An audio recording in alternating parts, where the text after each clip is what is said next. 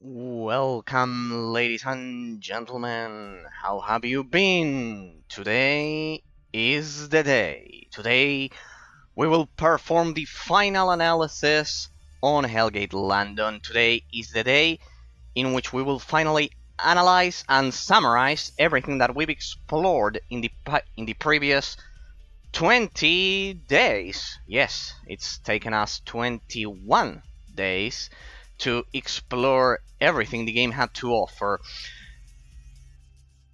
For those of you who are joining us right now, those of you who jumped straight to the analysis, we've completed the game with a 100% completion. I pretty much did all of the side quests the game had to offer. Then we will describe the amount and the features that those side quests had, all of the things that they added to the gameplay mechanics and everything. But just know that they were a lot. There were a lot of them. So yes, we also completed the game, the main story, all of the side quests, and we continuously analyzed the game. Over 60 hours of gameplay total. That's the first thing that we should take into account. Completing the game with all of the side quests took me over 60 hours. A bit more, 63, 64. So, yes, let's get to the final analysis, shall we?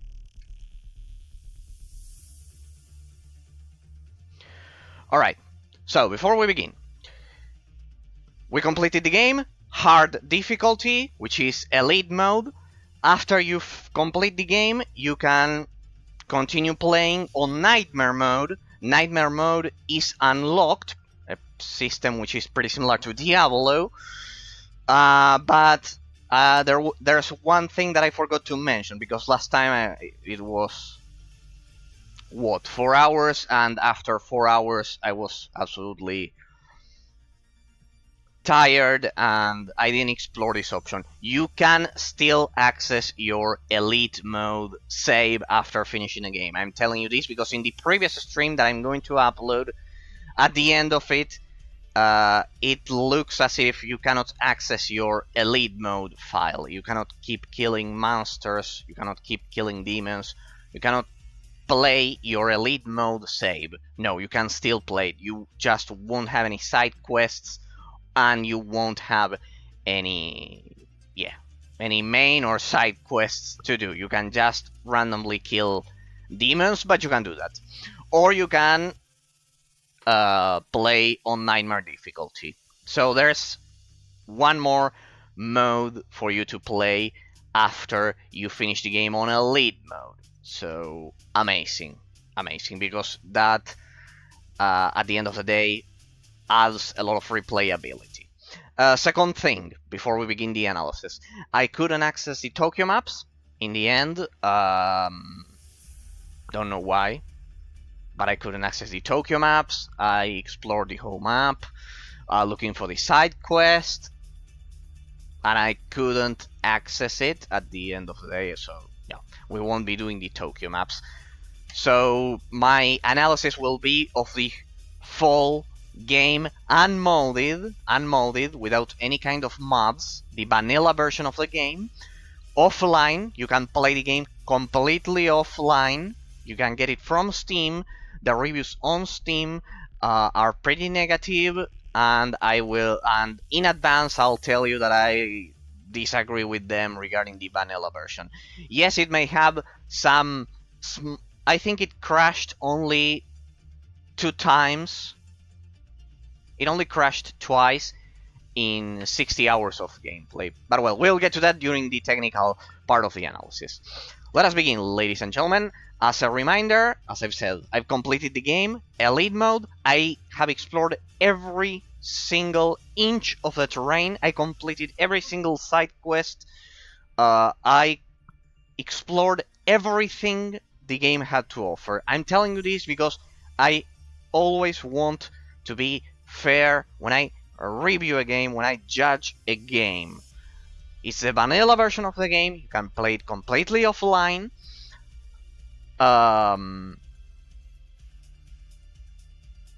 And what we're going to analyze today is the complete package, because the complete game, because I did every single side quest, as I've said, and it's the vanilla version of the game. After this, we'll play London 2038 because it's a modded version of it, and I'm sure it has a lot of enhancements, so it wouldn't be fair to analyze the original work of the developers with a lot of enhancements made by the community. That's why I'm reviewing the vanilla version of the game. I'm telling you all of this just in case there's someone among you that is joining us right now exclusively for the final analysis, and you haven't watched my previous 20 streams. Okay, so without further ado, this is the most, I won't lie to you, this is the most interesting part of all of my gameplays. I always adore it when we get to the final analysis. I simply adore it. We begin with the first category. Get ready, grab your popcorn, because this will be a long and in-depth analysis. Gameplay mechanics. Alright, let's begin by stating the obvious and probably the most famous phrase of this analysis.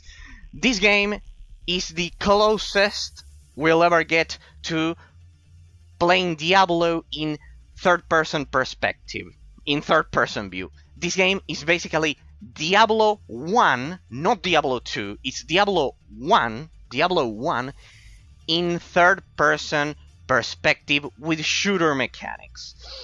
It's not like World of Warcraft, as I originally said. I was wrong at the beginning of the streams, because I said it was like playing World of Warcraft, because the game was supposedly an MMORPG, and it was originally an MMORPG before it closed down and they released this offline version. But no, the structure of this game is that of Diablo 1, because of several reasons. First, it uses the gauntlet system. It uses the gauntlet system of level design, which we'll get in a moment, but that reason is impossible to separate from what makes this game much more similar to Diablo 1 than World of Warcraft. It uses the gauntlet system for its level design. It's not an open world.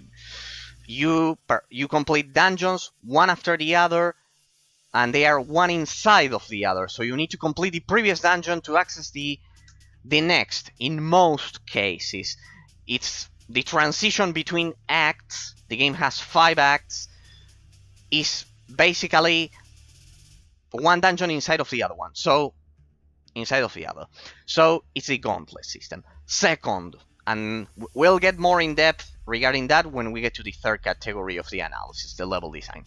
Second reason why this game is basically Diablo in third-person perspective rather than World of Warcraft, even though it was an online game originally. The spawn system in this game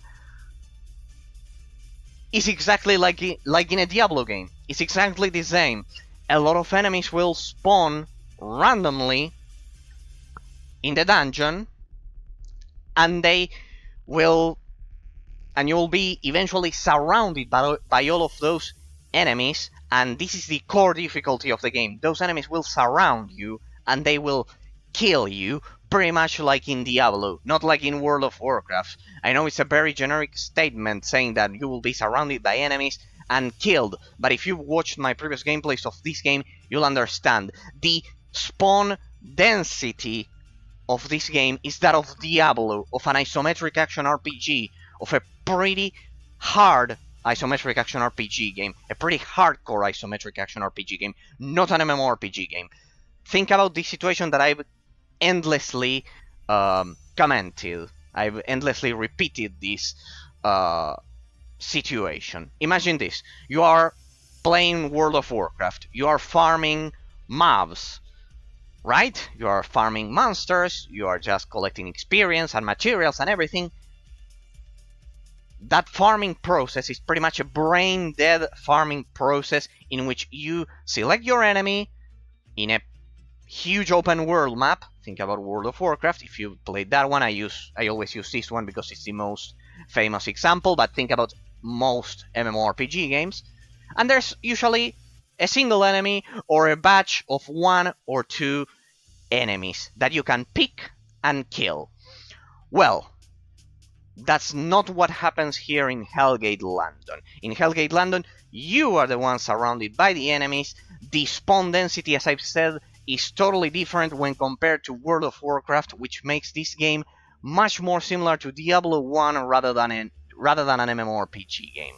That's the defining difference between this game's spawn system and that of an MMORPG. That's why, if we have to be precise, this game is an isometric action RPG game in third-person perspective combined with first-person shooter or third-person shooters elements. You can use whichever camera you want because the game allows you to play it in third-person or first-person. If you play it in first-person, I have the first complaint that I'm going to mention. Or also if you play it in third-person. The thing is that in first-person, I've noticed that some of the animations get bagged much more often, but it's the same, because you'll see. The first complaint I have about it, regarding the gameplay system, is how impactful the animations are. And here we are going to cite another game that all of you will be able to relate to. Gears of War. Think about Gears of War and how impactful the animations are. When I say impactful, I mean when you shoot an enemy, when you shoot them, there's a big explosion of blood, and there's even a kind of like physical recoil, not only when firing your weapon, but also on the impact animation of the enemy. If you pay close attention, you'll realize it. Maybe not in more modern entries of Gears of War. For example, I've seen a lot of complaints precisely regarding Gears of War 5 of how unimpactful the animations are when compared to Gears of War 1, 2, 3. Well, in this game, how impactful the animations are, it's the biggest visual flaw I've seen. Why? Because when you shoot an enemy, I've used the marksman class, when you shoot them, it doesn't feel like the bullet is actually impacting on them with some kind of brute force, with some huge physics applied to it. That's my biggest complaint regarding the visual presentation. But well, let's not speak about a different section before getting to that. Third reason, and this is probably the most important one. Remember, reasons why these games gameplay mechanics are much more similar to Diablo in 3D rather than an MMORPG. So, the third reason. The incredible, and this third reason probably leads us to the most important element of all of the core gameplay mechanics this game has. And the one that actually makes this game amazing. It's a pretty subtle reason that most reviewers usually ignore, but it's absolutely paramount in gameplay mechanics, especially in isometric action RPG games. The balance between the usage of potions and the overall difficulty curve of the game. I always cite this example. I've done so countlessly during this gameplay, endlessly. I've repeated it a lot of times. How perfect the balance between the usage of potions and the leveling curve is in this game. Kingdoms of Amalur Reckoning. I always cite this example for a game. I actually love that game, just in case you are interested. I actually love that game. But the vanilla version of Kingdoms of Amalur Reckoning, the vanilla version, was completely ruined by the unbalanced use of potions. You could basically finish that game, you could beat that game without any kind of hassle at all, without any kind of issue, by just spamming potions. They had no cooldown, or if it was a pretty short one. I'm pretty sure they didn't have cooldown. They didn't have a cooldown. You could simply beat the game spamming potions without any kind of sense. That single mechanic completely ruined the whole gameplay system because it broke it. Regardless of your class, regardless of how good you were, regardless of your strategies, regardless of your skill tree, your gear, your tactical decisions during combat, regarding how good you were at combat, you could finish that game because it was extremely easy. I don't know if in the remaster they fixed this, but I always use that as an example because it's the most infamous example. Go ahead, play the original Kingdoms of Amalur Reckoning on the highest difficulty, buy a lot of potions, and you'll be able to get through that game without any kind of issue. That's a broken gameplay system. Well, Hellgate London. In Hellgate London, the balance between the usage of potions and the enemy difficulty and the leveling curve is perfectly balanced. And the reason why you should play this game. The real reason. A subtle reason that most reviewers usually ignore. But in this game, when you are surrounded by enemies, as I was mentioning earlier, when you are surrounded by enemies, usually, most of the time, not only the spawn density is pretty challenging, the spawn density is usually pretty high. There you will be surrounded by a lot of enemies, but also most of those enemies, or at least one among them, most of the time, not in the first levels, of course, but during mid-game, late game, and end game, usually those enemies will somehow mute you.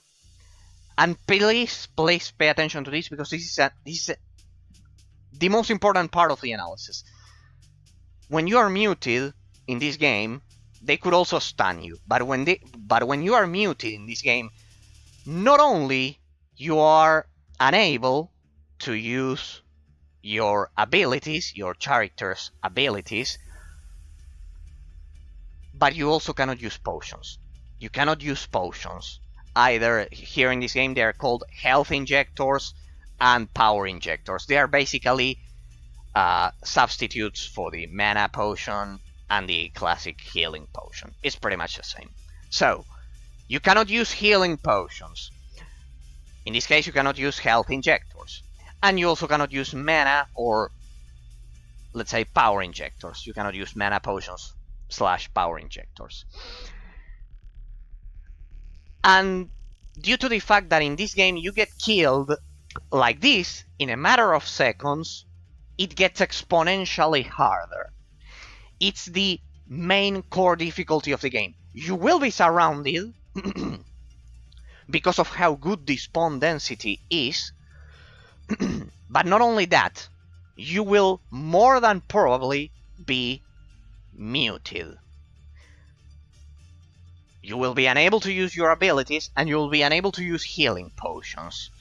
For some seconds, it's not something brutal, well, at least until when you reach the late and the end game, yes, it's brutal, but most of the time, you can manage it. I got killed several times, I should say, throughout my gameplay, you can see it, and all of my deaths were pretty much the same.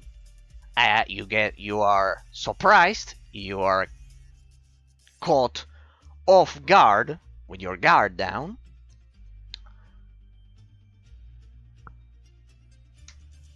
and in a matter of seconds you'll be surrounded, muted, and killed. It's always that process, either stunned or muted. You can escape, as I've done countless times by retreating, and this leads me to another point. But well, that's the core gameplay mechanic and the main reason why the gameplay system in this game it's an absolute success, because regardless of how good your gear may be, I've said this countless times during my gameplays, regardless of how good you may be, regardless of how impressive your skill tree may be, regardless of how good your rotation may be, how good you use your abilities, the abilities of your skill tree, you can get killed, regardless of all of those facts, and that's no easy feat to achieve for a developer, creating a gameplay system in which danger is perpetual, in which you are, oh, especially in an RPG game, think about how when you create an absolutely OP character, you are unable to get killed in most of the late and end game sections of modern RPG games. This is not the case with Hellgate London, and that's pretty difficult to achieve. Regardless of how good your character may be, you will get killed. It's not a matter of you will get killed inevitably, unless you are extremely careful and you precisely know what you're doing and you have incredible gear. But well, until you get that incredible gear, at least you'll get killed. So that's impressive, absolutely impressive, and that's the core success of this game. How perfectly they balance the use of potions with the gameplay mechanics of the enemies. They will mute you, and there will be nothing you can do to counter them. You have to run and retreat and escape from that situation. Sometimes you can, sometimes you can't. Why? Because of the spawn density. If the spawn density is high enough to surround you, so that the enemies surround you, you will get killed, inevitably. Alright. Perfect. So that's the core gameplay mechanic that actually makes these games gameplay extremely balanced and perfectly executed. That's the reason why I would highlight that this game's gameplay system it's absolutely amazing. It's absolutely amazing because that's difficult to achieve. A lot of games have failed because of this stupid mistake, this generally overlooked gameplay mechanic. They usually have a pretty unbalanced use of potions, and that ruins the whole gameplay experience. So it's not something that we should take for granted. I know that nowadays a lot of people take that for granted, but that shouldn't be the case. So, first important element, this game, for the three reasons that I've explained, is much more similar to playing Diablo 1 in 3D. And second, the third reason is actually, rather than an MMORPG, it's much more similar to that than an MMORPG. And the third reason precisely is the core gameplay element that makes this game incredible. That perfect balance. Alright. Next topic that we should discuss regarding the gameplay system. The game has melee and ranged classes, as most MMORPGs and isometric action RPGs have. And while I haven't tried all of the classes, imagine it would take way too much time, I can confirm that the ranged classes don't get extra attack percentage by their stats, only the melee classes, and I think they did that just to balance the game, because I honestly cannot picture myself, at least for now, finishing this game with a melee class because of several reasons. Basically, it's easier to be surrounded and killed. And I cannot imagine what kind of ability could actually prevent prevent enemies from surrounding you and absolutely obliterating you if you're playing a melee class. But I'm sure it's doable. Uh, at the end of the day, I honestly think it's doable. But yeah, I would, if I had to play it once again, I would still go for a ranged class. The typical legend, it's ranged classes in MMORPG games are overpowered. But well, I cannot imagine how you can complete this game with a melee class, but I'm sure it's doable. Alright. Alright. So, let's get to another important element. Now, I didn't want to forget about that, about the melee and the ranged classes. Now, this next element is pretty much tied with the last one. The balance between the usage of potions and everything. With the difficulty curve and the enemy spawn system. This is something extremely precise and unique about this game, because it's not only the spawn system but also the detection range of the enemies. This is another intrinsic element, another inherent element of the gameplay, which actually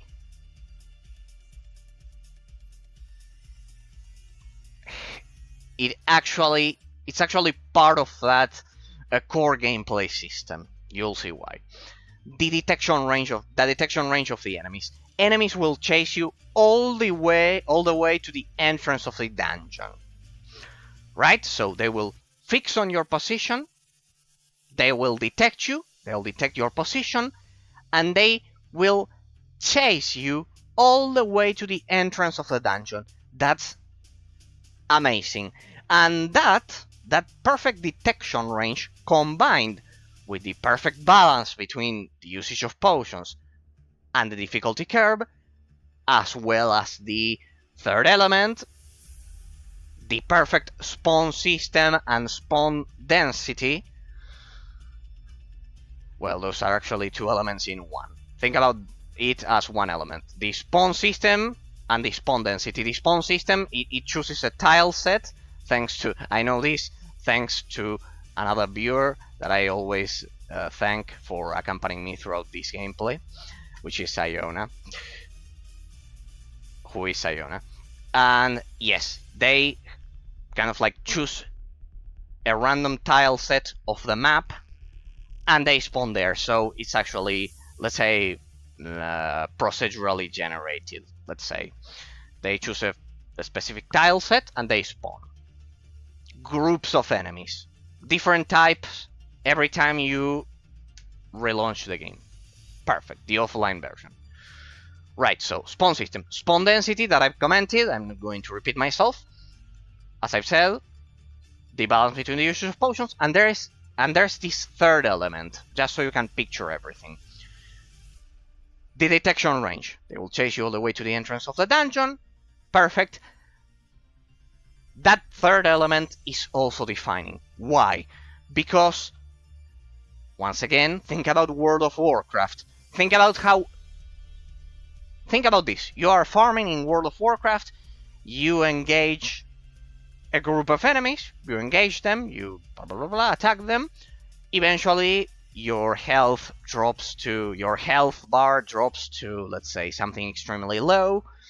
10 HP, something extremely low, 1 HP, but you manage to escape. You escape. The enemy is far away. It's chasing you, but it doesn't get to you. What happens eventually if you keep running? What does eventually happen? The combat is finished. 100%. And the enemy goes back to its original tile set, predefined tile set on the map. Pretty much that's how it works in World of Warcraft. Combat ends, that combat ends, and pretty much nothing happens. You can heal yourself and try again. In this game, no. Enemies will indefinitely chase you all the way to the entrance of the dungeon, and the only way to escape is to exit the dungeon. And yeah, pretty much that was another great idea. It was another great idea that they had, because I don't even think that in Diablo 1, well, in Diablo 1, yes, you can exit to the, you can go back to the previous level of the gauntlet, because that's how it works, and that way you can escape. So it's basically the same as Diablo 1. You have to escape, in this case, to the base, to your station. They are called stations in this game. But you have to basically exit the dungeon. You have to get out of the dungeon. You see the difference? So that's, I think by now it's pretty much clear why this game is like playing Diablo in 3D rather than an MMORPG. Okay.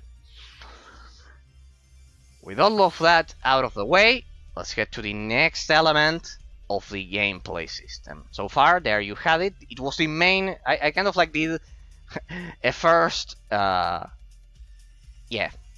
first section of the analysis. Why the game is much more similar to Diablo 1 rather than an MMORPG with those internal sub-elements. Second section. Let's get straight into the most obvious. Controlling your character and actually fighting the demons. Well, there's one thing related to the previous thing that I mentioned, related to the how impactful the animations are, the first flaw that I've encountered, which is what I have done. I know this may sound irrelevant, but trust me, it's important, because even if you have impactful animations, there are MMORPG games generally don't have impactful animations. They don't feel like Gears of War when you shoot the locusts, for example, and all of that gore explodes and everything. All of that blood explodes and it's extremely gory and everything, and they actually kind of like fall randomly with some incredible physics.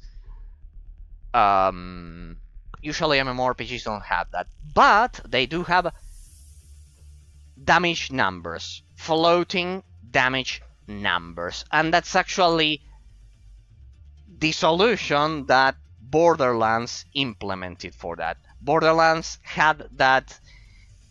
This game is kind of like the predecessor of Borderlands. When compared to Borderlands, if I had to pick one thing that Borderlands had, which this game didn't have, is that impactfulness of the animations. Borderlands, think about that game. It has blood, it has those explosions when you hit enemies, but it also has the floating damage numbers. Now, most MMORPGs don't have those huge impactful animations like Gears of War, or in this case Borderlands, but they do have floating damage numbers. Think about, well, in my case I could use Star Wars The Old Republic. That game doesn't have those impactful animations, but it has some good animations for the floating damage numbers. I would have gone for floating damage numbers at least. I would have gone for that. In case they couldn't do proper impactful animations. If you can go for those impactful animations, go for that. It's the best option. Impactful animation plus the floating damage numbers. In fact, I believe that's why psychologically Destiny and modern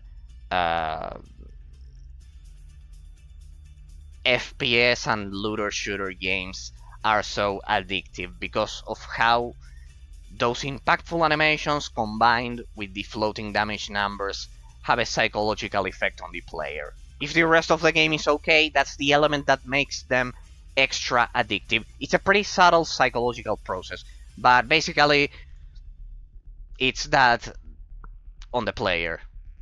It's that the player actually feels that he's constantly improving because the number is increasing as you upgrade your gear. It's that constant feel that you are improving, and that's actually addictive for the brain. That's something that most reviewers don't explain. The constant feeling of progression, kind of like at the beginning of the game you are dealing 5 points of damage per shot. Then after some minutes, because nowadays it's after some minutes, you loot a better pistol or a better rifle and, well, a better gun, and that number increases immediately from 5 to 10, let's say, or from 5 to 7. And it's immediate, like this. You kill the first enemy, loot it, like that. And when you shoot the weapon, and if it has those incredible animations, as I've said, those impactful animations, the blood explodes and everything, but you also get that number which is increased. That's addictive, and that's something this game could have used. Alright, let's get to the second element of the gameplay. That was a footnote. I don't know what was that. It's something important. It's something important, but it's not part of the gameplay mechanics. Well, yeah, it's part of the gameplay mechanics, but it's something extremely subtle. Alright, when you fight enemies, well, it was related to this. You simply shoot your weapon. You can dual wield in this game. You can use two-handed weapons. In my case, I use a two-handed weapon, which is an automatic rifle. You shoot enemies, and pretty much you can see the health bar up there going down. Pretty much. Another thing which is extremely similar to Diablo, let's say how the health bars behave, it's also similar to Diablo. The animations of the health bars. In World of Warcraft, I'm doing this just so you have a constant contrast between the two genres, between MMORPG and this game, which is an FPS RPG, which is basically Diablo in 3D. The health bar will drop. There are no damage numbers. The animations aren't impactful at all. Those are the biggest flaws, as I've said. And basically, you drop their health, and that's it. No. That's not it. It's much more complex, people. Remember that I've talked about enemy mechanics. Well, that they could mute you, that they could stun you, and that balance between the enemy difficulty and the enemy mechanics.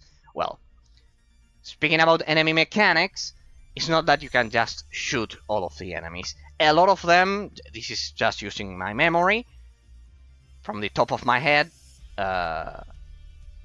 some enemies, when they die, they spawn even more enemies. Of course, some enemies will stun and mute you, and as I've said, that's pretty much the core gameplay mechanic and the main difficulty of the game. Some others will, instead of spawning more enemies, will give shields to other enemies, which if you don't have shield penetration as a stat, if your character doesn't have shield penetration, you will have to first kill the shield provider enemy, let's say, the enemy which provides the shield to the others, and then kill the others. That can be extremely troublesome because there are ranged and melee enemies. You will most probably be surrounded by melee enemies, while the ranged snipers will kill you from afar.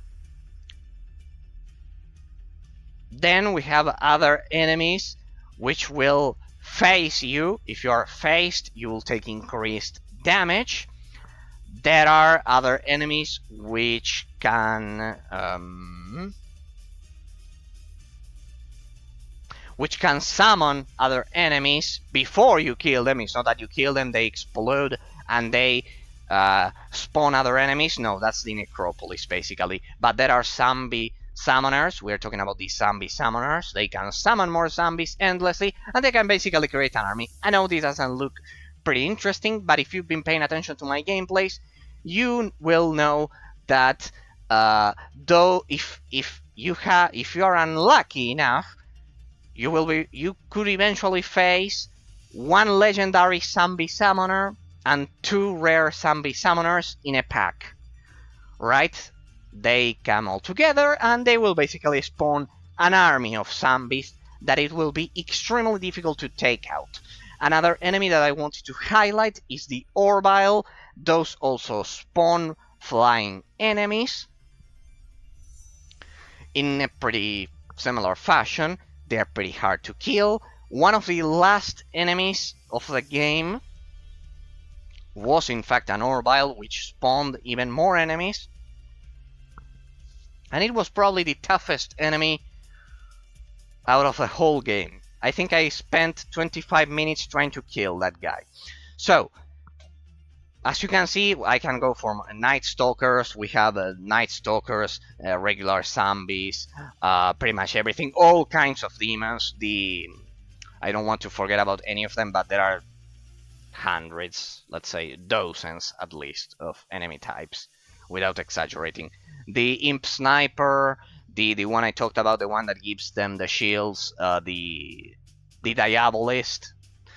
Well, how could I forget about the Blade Dynamos, which are like the Quake soldiers. Those are the most dangerous out of the whole game, I would say, tied with the Orviles.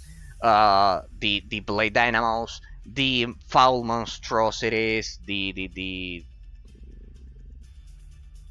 Frozen Horrors.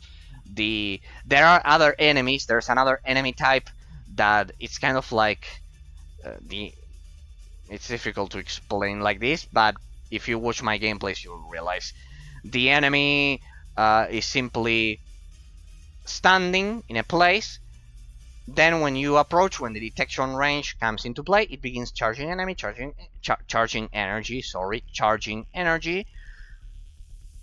in place. And if you don't kill that enemy fast enough, it will simply do this, like that. It will get through you, and it will deal a lot of damage. It will deal to you a lot of damage. Pretty much another lethal enemy. There are a lot of sniper types of enemies. It is incredible. The enemy variety in this game is incredible. It's absolutely incredible. Think about something like Diablo 2, just so you have a comparison.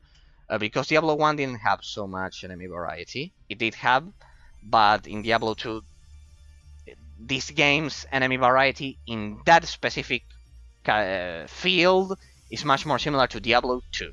It has a pretty amazing enemy variety. Pretty amazing.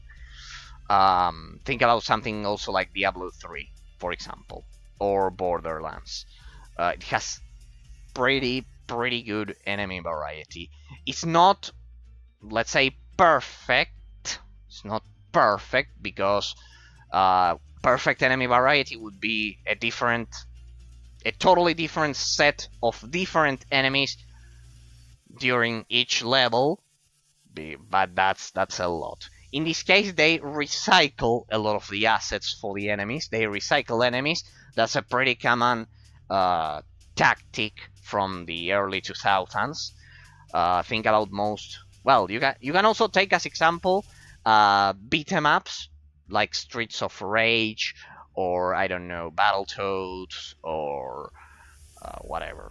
Think about your favorite beat 'em up, Golden Axe or something like that, and think it how they changed the colors of the sprites of the enemies and they made them tougher. Well, in the case of Hellgate London, they don't change the colors sometimes, but they recycle the same morphology of the enemies. They recycle the same assets, and they throw at you the same enemy with some enhanced mechanics. or some enhanced, and of course enhanced level with a higher level and enhanced mechanics. And of course they gradually increase the spawn density. So if you're worrying about enemy variety, fear not, this game was made for you. If you like grinding for hours and hours, the game is for you as well. I can happily confirm that. And well, so with all of that out of the way, am I forgetting about something? I don't want to forget about anything before we get to the next category. Anyways, as I say, if I forget about a specific point, about a specific topic of this category, then I will mention it by the end of the analysis. But pretty much, I think that's everything you need to know. The dungeons, the spawn is randomly generated, as I've already said. But the dungeons are kind of like fixed in their shape. They don't change. So the map is the same, but the enemy spawns are different. I think there are some random instances of the dungeons regarding the shape, but no, I don't think so. If there are very, very few. Generally, they have a fixed shape with random spawns. The spawns, yes, they are random. If you close the game, everything will respawn in this offline version, and it doesn't feature daily quests as I originally thought. And as for the rest, regarding the gameplay system, well, I haven't explored the other classes, but basically it's the same because it must be the same because the core gameplay mechanic is the perfect balance of the enemy mechanics, the enemy spawn, and all of the things that I've been mentioning. Alright, so a perfect system as a conclusion, combining that, a perfect enemy variety, the balance between the usage of potions and the leveling curve, which is also pretty smooth, by the way. You will always need to be some levels above your enemy to have a smooth experience. The game implicitly forces you, this is something that I forgot, the game implicitly forces you to complete side quests. If you are playing on elite mode, I don't know about normal mode, I wouldn't play it on normal mode. And yes, basically the game implicitly forces you to complete side quests so you have enough an enough decent level to tackle on the main story quests, basically. Except for the final boss. The final boss, they realized it was way too much and that most people wouldn't be able to finish the main story. You can see how I completed it. You can actually get killed, respawn and kill him again, and try to kill him again. It has a pretty nasty stun lock, the final boss of the game. The game does feature kind of like final act bosses. It has a lot of replayability, but once you finish it, this offline version at least, you have to begin again on nightmare difficulty, so it's extremely replayable. It took me over 60 hours, 63, something like 63 hours to complete the whole game on elite mode and all of the side quests. But if you're playing on elite mode, you will need to do side quests because otherwise, as I've said, you will be killed. Some of the enemies have MMORPG mechanics. The game does feature, well, this is part of the level design. The game does feature kind of like treasure dungeons, some random treasure dungeons. Those, yes, they are randomly generated inside of a level. We'll get to that once we get to the level design category. And Um, some of the bosses in those random treasure dungeons have MMORPG mechanics. Some of the final act bosses have MMORPG mechanics, and by that I mean that they kind of like do an AoE attack on the ground. The final boss does have a pretty amazing not only the stun lock but an attack which spreads a lot of missiles kind of like in a bullet hell way that they chase after you. Some enemies do have that ability as well. How could I forget about the polyps? I forgot about the polyps. They are kind of like the banelings in StarCraft, as I always mention. Some of the orbiles kind of like spawn suicide enemies, kind of like that they are sent straight to you and they explode and they deal area of effect damage. Pretty well executed. During the exo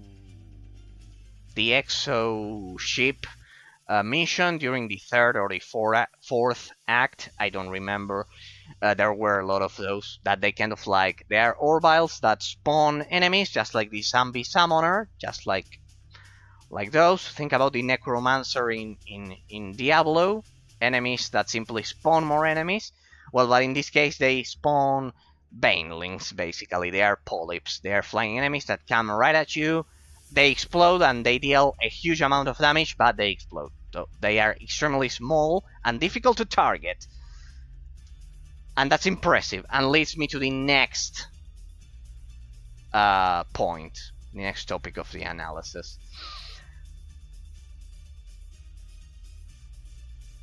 There are, which is related to this enemy variety topic that I've been commenting. There are kind of like small versions of regular enemies, and be careful with those. Be careful with those because those are the most dangerous.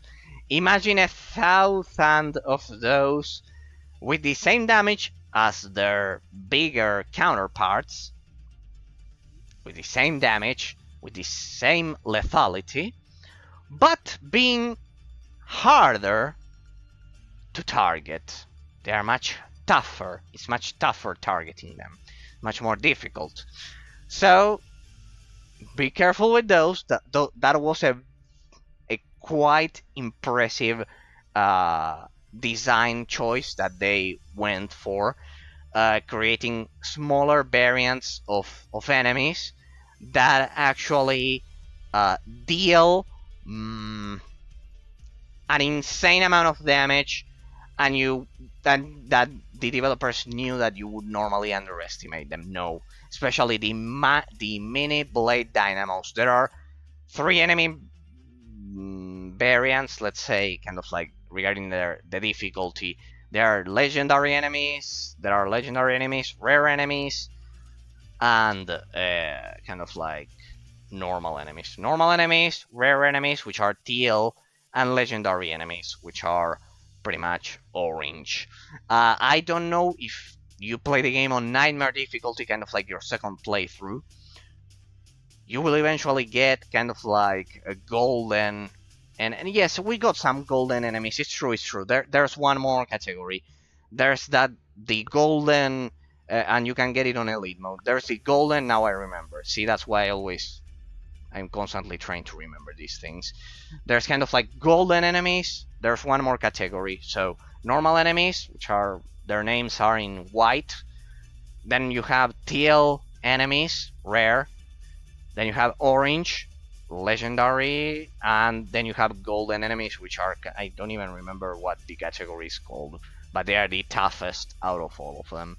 At the end of each act, you'll have a main story enemy, but there are legendary enemies scattered throughout the whole game. All right. Oof! I spent a whole hour talking about the gameplay. I could go on and on and on and on, but we need to be reasonable here. Just so you know, as a conclusion regarding the first category, the gameplay it's absolutely amazing, especially if you liked Borderlands, Destiny, Diablo 1, especially if you like Diablo 1, is the closest to this game. It's the predecessor of Borderlands, so you can't go wrong with that. If you liked any MMO, FPS, MMORPG, even if you liked World of Warcraft, the grindy aspect of it, you'll like this one. If you like isometric action RPG games in general, and if you like the structure of the early 2000s, the game structure of the early 2000s, you'll probably love this one. Especially if you like Torchlight, for example, as well. So, yeah. Just so you know, the creator of, let's get to the next category, the technical category of the analysis. This one won't take that much, but just so you know, before we get into that, this game was created by David Brevik. I read an article at the beginning of my streams about him and how he changed the paradigm of the turn-based gameplay system in isometric action RPG games to real-time combat system. And the combat system in this game was designed by him, and I can clearly see the influence. I can clearly see the influence of his work on this game. If you like Diablo 1, especially, you will love this one because the combat system was made by the same person. Yeah, and if you are interested in how the isometric action RPG genre went from turn-based to how it was born, how it went from turn-based combat to real-time combat, I did a pretty in-depth analysis at the beginning of this series. Alright, not only him, but I also commented this during one of the streams. Also the developer of Torchlight and the developers behind Torchlight Runic Games. Then after working on this game, they created Runic Games. They founded Runic Games and created Torchlight. So the creators of Torchlight had previously worked on this game. The creator of Fate, an impressive but forgotten isometric action RPG, also extremely similar to Diablo 1 because it used the gauntlet system as well. Fate 1, be sure to get the third expansion, the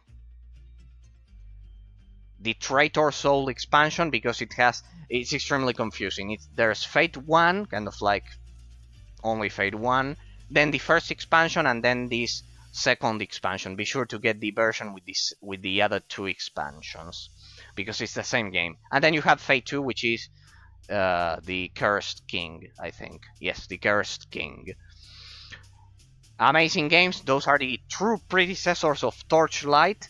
And so you can see that pretty much all of the minds behind the most classic isometric action RPG games worked for flagship studios on this game. And there's another one, which is Mythos, which recently released an offline version. The port is extremely poor. It has some untranslated versions, some untranslated lines. It's a pretty poor port. I hope they fix it because the game is actually good. It's Mythos. It was an isometric action. It was an MMORPG game with isometric perspective as well. Also by the same studio, flagship studios, Hanabisoft.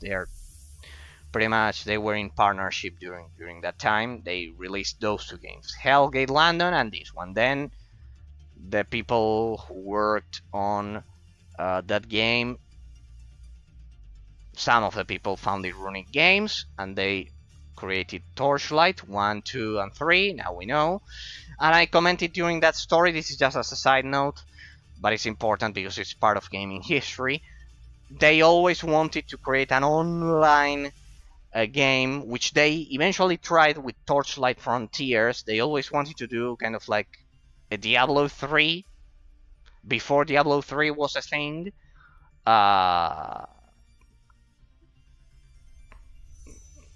So yeah, they eventually, let's say, uh, couldn't fulfill their dream because with Torchlight Frontiers they had to shift development, and now we all know that they ended up releasing Torchlight 3, which is a good game. I don't know why people bash it so much. I mean, it's not as good as Torchlight 2, but it's not a bad game at all, at all, at all. If someone tells you that Torchlight 3 is a bad game, sorry, that person has no idea about game design or anything at all. Alright, so at the end of the day, as a pretty interesting random fact, they could never fulfill, sadly, their dream of creating a persistent online isometric action RPG. Something like Path of Exile or Diablo 3. But well, I see it as a positive aspect because I don't see why you would want to do that at all. I mean, look at Diablo 3. We could all see how that it ended. It was a happy ending because at the end of the day, it was a good game after years of patching and everything. The Ultimate Evil Edition is a good version. We cannot deny that. Let's be fair. But the fact that you need constant internet connection and how it began with the auction house and all of that, it was a disaster. It was lacking content, everything. Well, a disaster. We could see how that began. At the end of the day, well, they fixed it. Blizzard fixed it somehow, because they should have released an offline version of it. There are actually the Xbox 360, the PS3, the Nintendo Switch versions, and the PS4 and the console versions. Alright. Ladies and gentlemen, next category, technical. The game, as I've said, only crashed twice, I believe. Twice or three times at most. Forcing me to reopen it, and it will work perfectly, this offline version. It does have a problem, which is the fact that you can the graphical options say that you can actually choose unlocked frame rates. You can actually choose 144 refresh rate, but even if you choose that, the game will default it to 60 FPS. I don't know why, for some weird reason, when I Alt Tab, if you Alt Tab, sometimes, not every time, sometimes it can jump to an unlocked frame rate. It can go from 60 to unlocked frame rate, but most of the time the frame rate was locked at 60 FPS, pretty much. Expect that.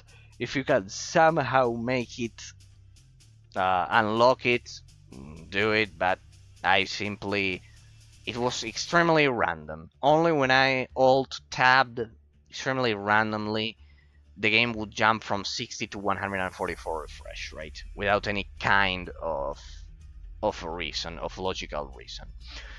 So yeah, for the most part, I would say it's locked at 60 FPS. Graphics wise, the resolution can go.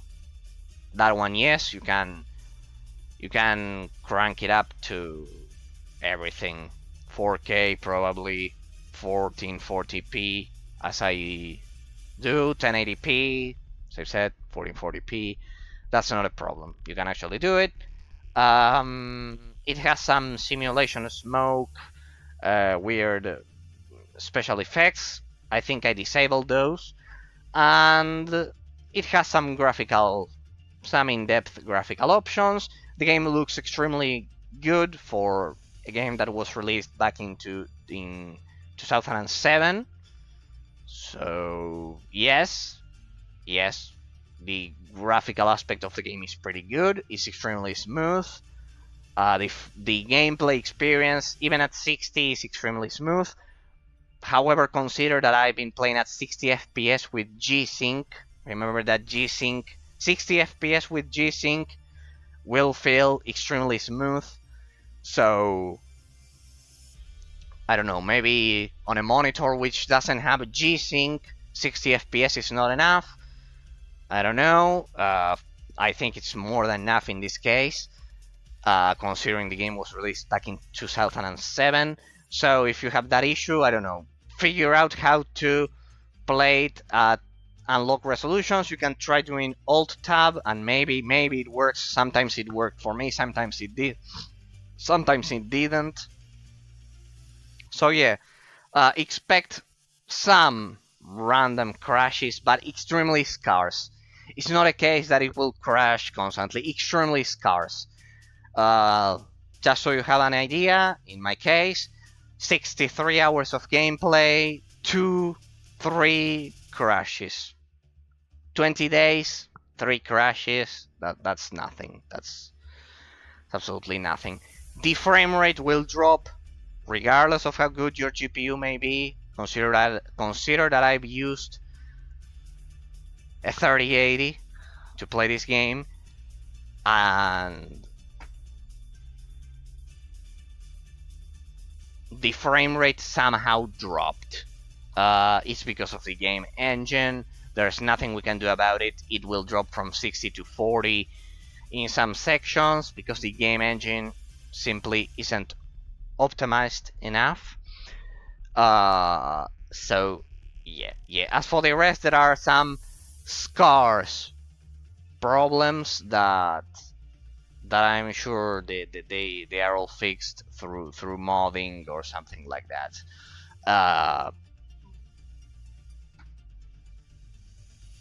Some scarce problems, like being able to target some enemies from afar, like the Exospector. Now I remember targeting the Exospector when your range shouldn't allow you to do so. Some scarce problems. Take into account, well, yeah, that'll be for the level design. There's one thing about the level design related to this, and for the textures of the weapons and everything in the game. Well, I forgot about the inventory regarding the gameplay system and the skill tree. You have a pretty complex skill tree. Pretty complex skill tree.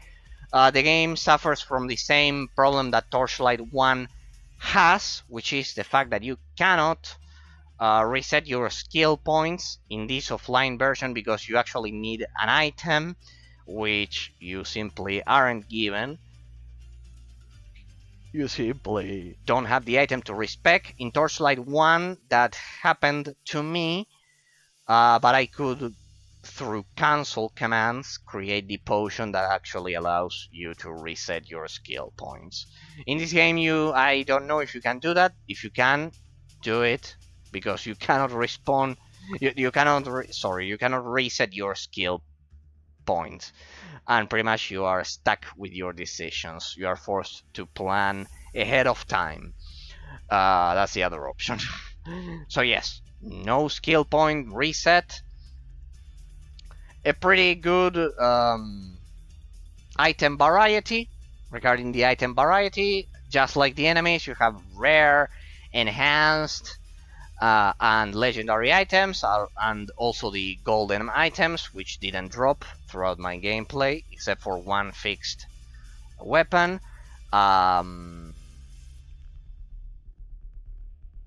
So yeah, you can enchant weapons multiple times, so common level weapons somehow work like legendary weapons or enhanced weapons. I don't know. No, yeah, enhanced weapon. You'll probably lose a green enhanced weapon. So yeah, basically that. The modding system is pretty unique. The way you identify things in this game, you use an item called the analyzer to identify things. It's like the identify scroll in Diablo 1. Another thing that makes this game extremely similar to Diablo 1 in 3D. Even the environments. There's one dungeon which is a replica of Tristram Cathedral, even. Just so you have an idea. The item system, well, it's extremely long to explain, but basically mods have different shapes. you use enemies drop the loot, as you know, and you use different mods for your weapons. You cannot create mod slots in this game, but you can enchant weapons, giving them special properties. Usually those properties will increase the base damage, increase some random attribute of the weapon, for example critical damage, or they will give you free skill points. I suspect they did that because they knew that they weren't giving the player any way to reset their skill points in this offline version. So yes, they kind of like try to fix that through allowing you to get extra skill points through weapon modding, which is pretty weird. A pretty weird system, but it works. It works. It's extremely. They were extremely creative regarding that. On that. As for the rest, you explore the dungeons. The exploration of those dungeons resets when you quit the game and re-enter. The stock of the weapons also resets. It respawns when you re-enter. You can buy your healing potions and everything. The game has achievements. What else? The skill tree. You also have to spend attribute skills. Accuracy works in a pretty original way because it makes the reticule, the crosshair, spread kind of like less. It's difficult to explain. It's kind of like missile dispersion. As you shoot, the crosshair gets bigger and bigger and bigger, and your shots are more unprecise. So if you spend on accuracy, the reticule kind of like takes more time to get bigger and bigger and bigger. So amazing, pretty well done. In the case of strength, as I've said, melee characters, they do get extra attack at 1% or something like that. They do get more damage. In the case of ranged classes, they get extra critical chance, because the idea behind all of the ranged classes, I assume, most of the time, at least for the marksman, worked like this. It was to increase the critical chance, basically, through the accuracy stat. You can also increase your health and everything. You'll need to increase your stamina and your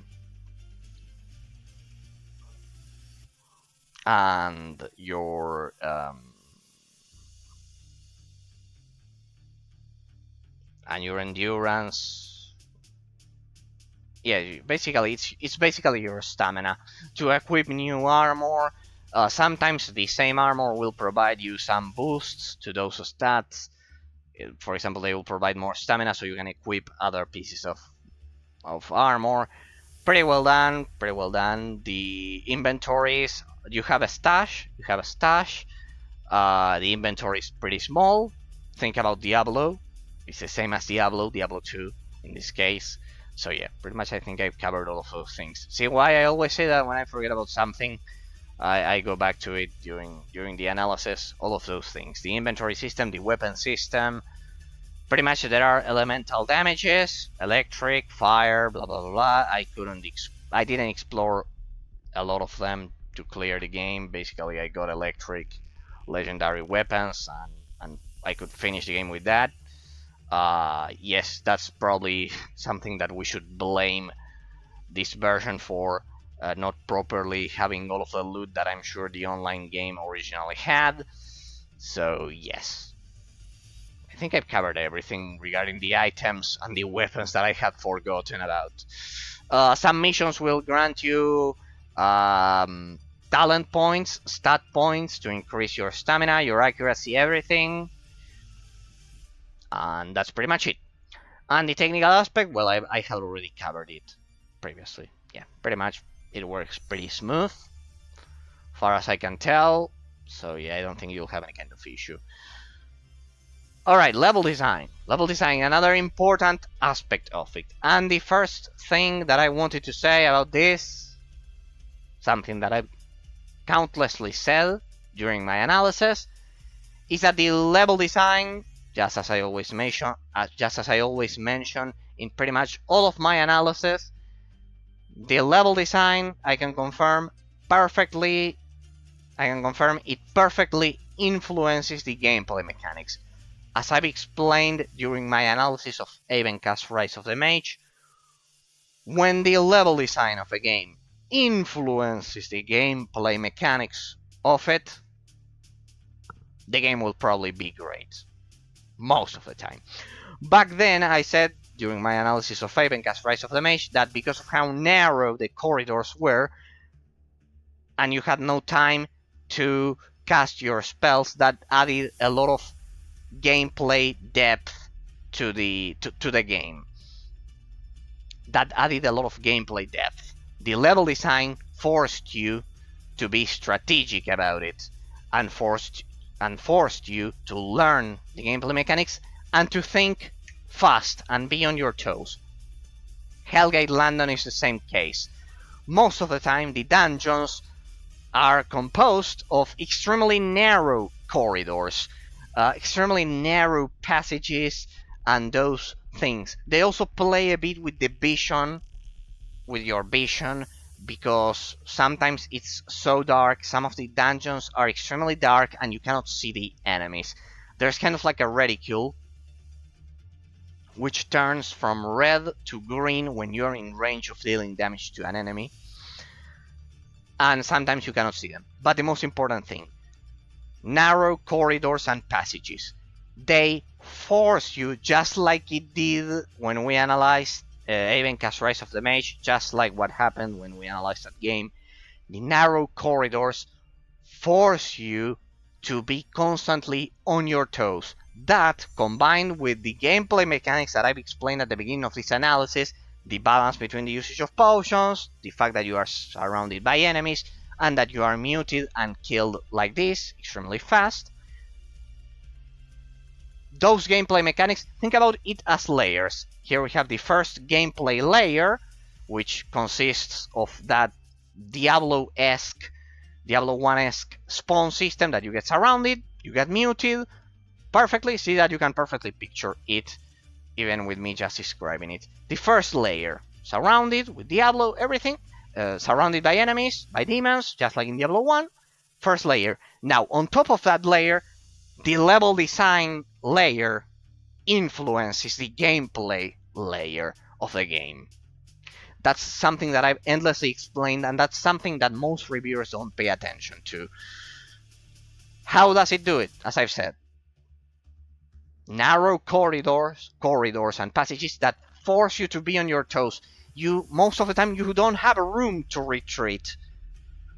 That's the thing. It forces you to constantly backpedal, as we usually say, to constantly retreat, to constantly think about your strategy, to always you need to always be paying attention. You need to always pay attention that you are not being surrounded, and it happens like this, extremely fast. You can see my gameplays. It happens like that, and as a consequence of that, the level design perfectly influences the gameplay mechanics. There are some semi-open world areas, but in those areas, the spawn density ensures that and the speed of the enemies it's incredibly well done.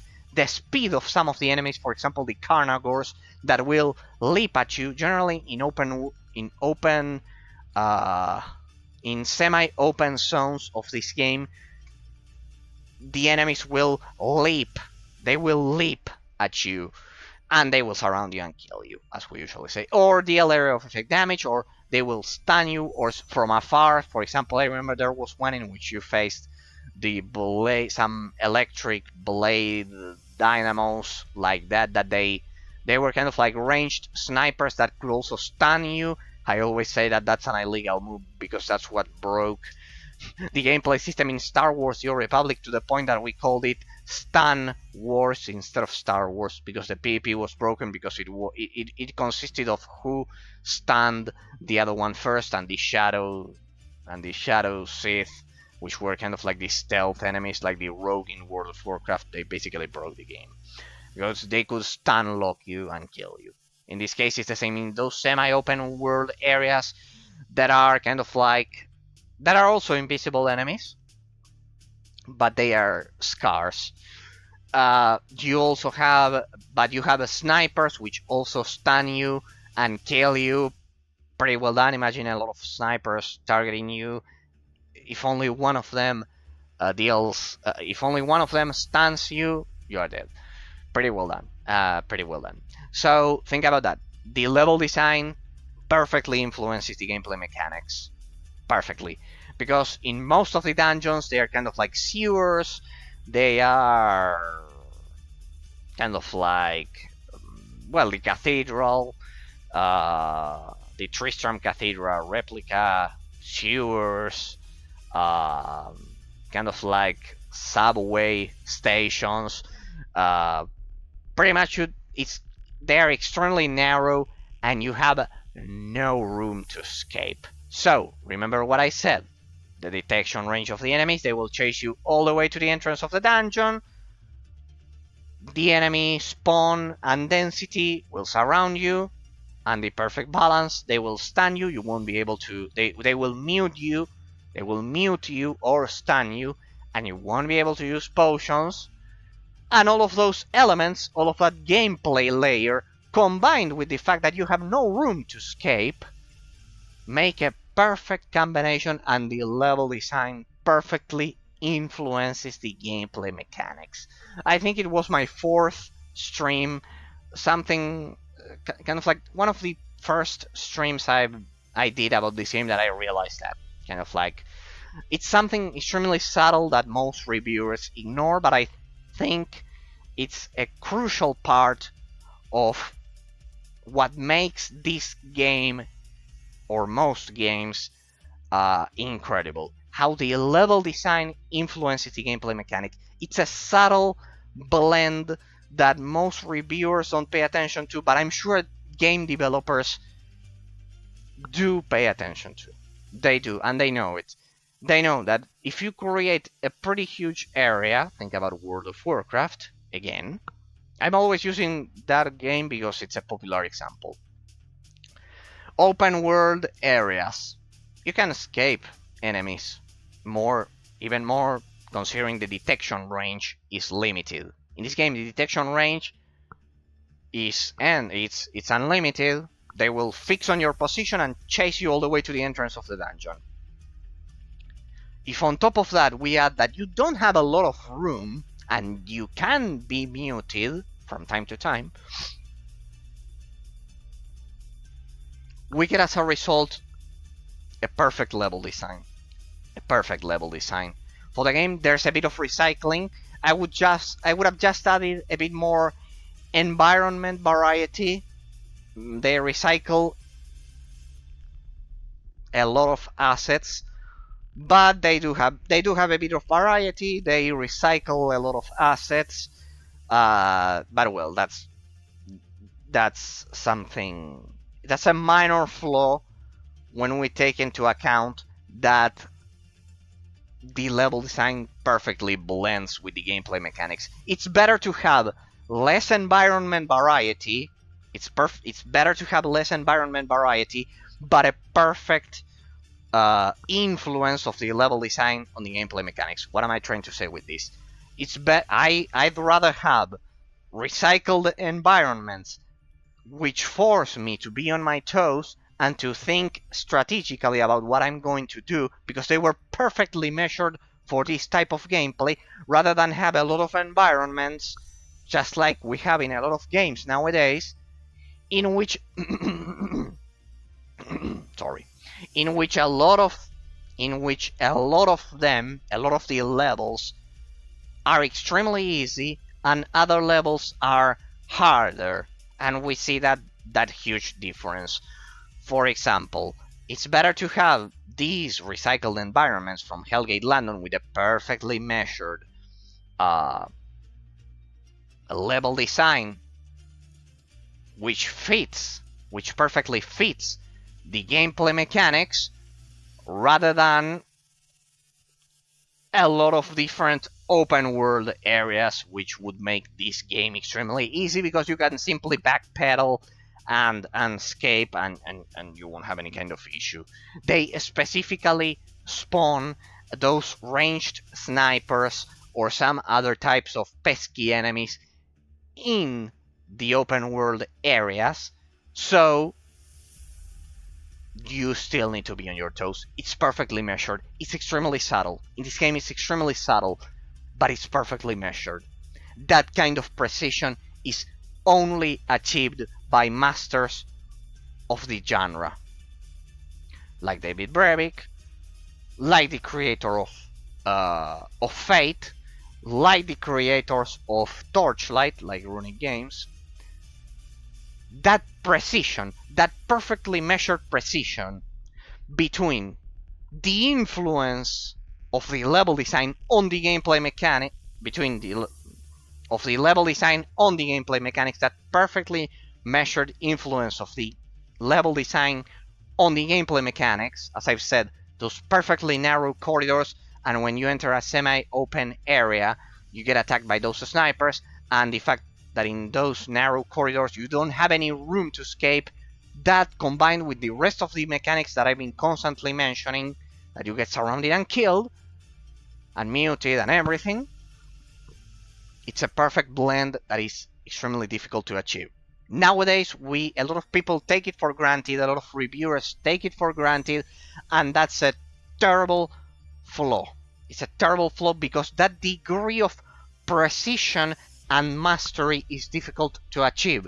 That perfectly measured influence of the level design on the gameplay mechanics is absolutely difficult to achieve. Now, before I continue repeating myself, let's get to the next part of the level design, which I delayed up until this point, that I almost said at the beginning of the analysis. The game has over 200 side quests. I've completed every single one of them. All of them. And I can assure, and the game implicitly forces you to complete at least some of them to achieve the correct level in order to complete every one of the 5 acts. The game has 5 acts, in which basically you fight against the forces of hell, pretty similar to Diablo as well. You have a lot of... The map is absolutely huge. It uses the gauntlet system in a lot of cases. Perfectly blended. I mean, perfectly concealed. Sorry, my bad. Perfectly concealed in some cases. For example, the transition between acts.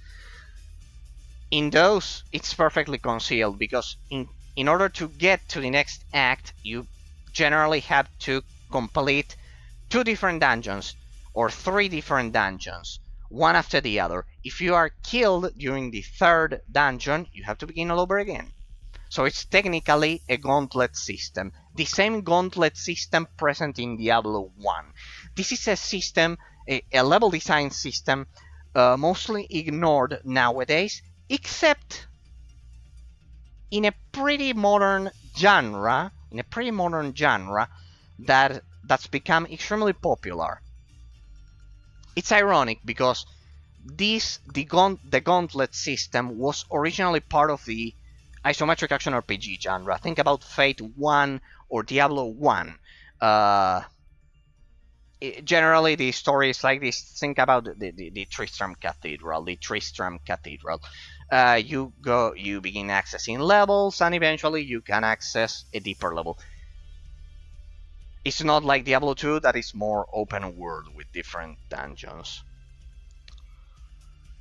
The gauntlet system. If you played Fate 1 or Diablo 1, you know what I'm talking about. The gauntlet system. You access one level after the other one inside of the other. If you get killed in one, you begin all over again. If you reach a certain level, eventually you can access it straight away without repeating the first, let's say, 4 dungeons, something like that. Alright, by the way, I highly recommend the Beelzebub mod for Diablo 1. It's absolutely amazing. And it will give you HD resolutions and everything. It's absolutely incredible. I don't know how the creator of that mod did that, but it's an amazing piece of work. Right. Ironically, the gauntlet system is now part of a different genre, of the rogue-like genre. In a lot of rogue-like games, you get the gauntlet system nowadays, that you access one dungeon after the other constantly with randomly generated dungeons. Think about any rogue-like that you'd like, something like Rogue Legacy. There are thousands of indie roguelikes nowadays. But it's ironic because that gauntlet system was originally part of the isometric action RPG genre. A lot of games nowadays have, fortunately, uh, recovered the system, but specifically for the arenas or things like that. But well, in this game, I can happily say that it does have a gauntlet system, but it's pretty well concealed. As I've said, the transition between acts, but that's not the only thing. In a lot of side quests and main story quests, you have to go through different dungeons in order to reach the main objective, which is usually the third dungeon or the second dungeon, or in some extreme cases in the late game. If I had to highlight one, it's the Necropolis dungeon, which was 7 dungeons, one inside of the other one. If you get killed in any of them, you respawn. You have to begin all over again. Monsters respawn fairly quick, so maybe if you get killed, let's say in the 4th dungeon, you respawn, you go back to your base, and maybe the first dungeon will have the enemies respawn, but not the third or the second one, something like that. And I must say that the side quest missions are perfectly integrated within the main story quests. Why? Because I highly suggest that you grab all of the side quests before you try to do the main quest. Why? Because generally, as I've said, 3 dungeons, one inside of the other one. In the 3rd dungeon, the main story objective and some side quest objectives. But in the previous 2, you also have objectives. You also have side quest objectives. So they perfectly blend, they are perfectly concealed with the main story missions. That's something I must praise about this game, and it's something that somehow is the reason why the game remains tolerable in its repetitiveness. It perfectly conceals its repetitiveness as much as it can, because the side quests will be integrated within the first 2 dungeons, and then you reach the 3rd dungeon and maybe you do another side quest and the main story quest. And if you grabbed all of them before venturing forth, as we would say in Baldur's Gate, before you depart to your mission, you complete the 2 side quests, and you complete the main quest and the side quest, and you explore the 3 dungeons with the gauntlet system, one inside of the other one, without realizing it. Perfectly blended. So I must praise that. It's true that for, let's say, newer generations of players, let's say those who exclusively played from the 8th generation onwards, PS4, Xbox One, Wii U, Nintendo Switch, it's true that from that generation onwards, it can be a bit repetitive. But if you weren't born so recently, and you are used to the early 2000s structure, well, even if you are older, but you didn't like maybe the early 2000s mission structure, which is pretty similar to World of Warcraft, you will probably think the game is repetitive. However, objectively speaking, the game does its best effort because of all of the things that I've explained regarding the level design and the mission variety of the side quests, it does its best effort to conceal that classic gauntlet system. In my case, since I love the early 2000s mission structure like this one, and for those of you who are probably watching this both because you are all veteran players, most of the time people who care about these forgotten games are veteran players, I can assure you, you'll love it. Unless you really don't like the early 2000s mission structure, you'll love it because it's perfectly concealed when compared to other games that were released in that time period. It's much better concealed than something like World of Warcraft. Just so you have a popular example, it's perfectly concealed. Next topic: mission variety, objective variety. The game does recycle a lot of the objectives, but it still remains somehow fresh, relatively. You have different objectives, from killing a set amount of monsters, the classic structure from the early 2000s. Think about World of Warcraft once again. Kill 15 frozen horrors, something like that. Well, you have that, the classic objective. You have other objectives in which you have to, for example, activate a specific object in the environment. Other objectives in which you have to apply a specific item that you are given to a specific monster of a dungeon, which is inside of a dungeon, and other objectives which basically ask you to collect a bounty. There are some bounties, specific monsters. Instead of killing 15 weak monsters, you kill one legendary monster. And as far as objective variety goes, we've also had missions in which you have to close the Hell Rifts, another pretty interesting objective. That one I think it wasn't recycled, but most of the time they revolve around these objectives that I've mentioned. There are more, but basically they revolve around this idea. As for the rest, as I've said, the dungeons do have, besides the classic gauntlet structure of Diablo 1, they also have randomly generated treasure dungeons and extra, let's say, inner dungeons, extra mini inner dungeons. Yes, it was a surprise to me.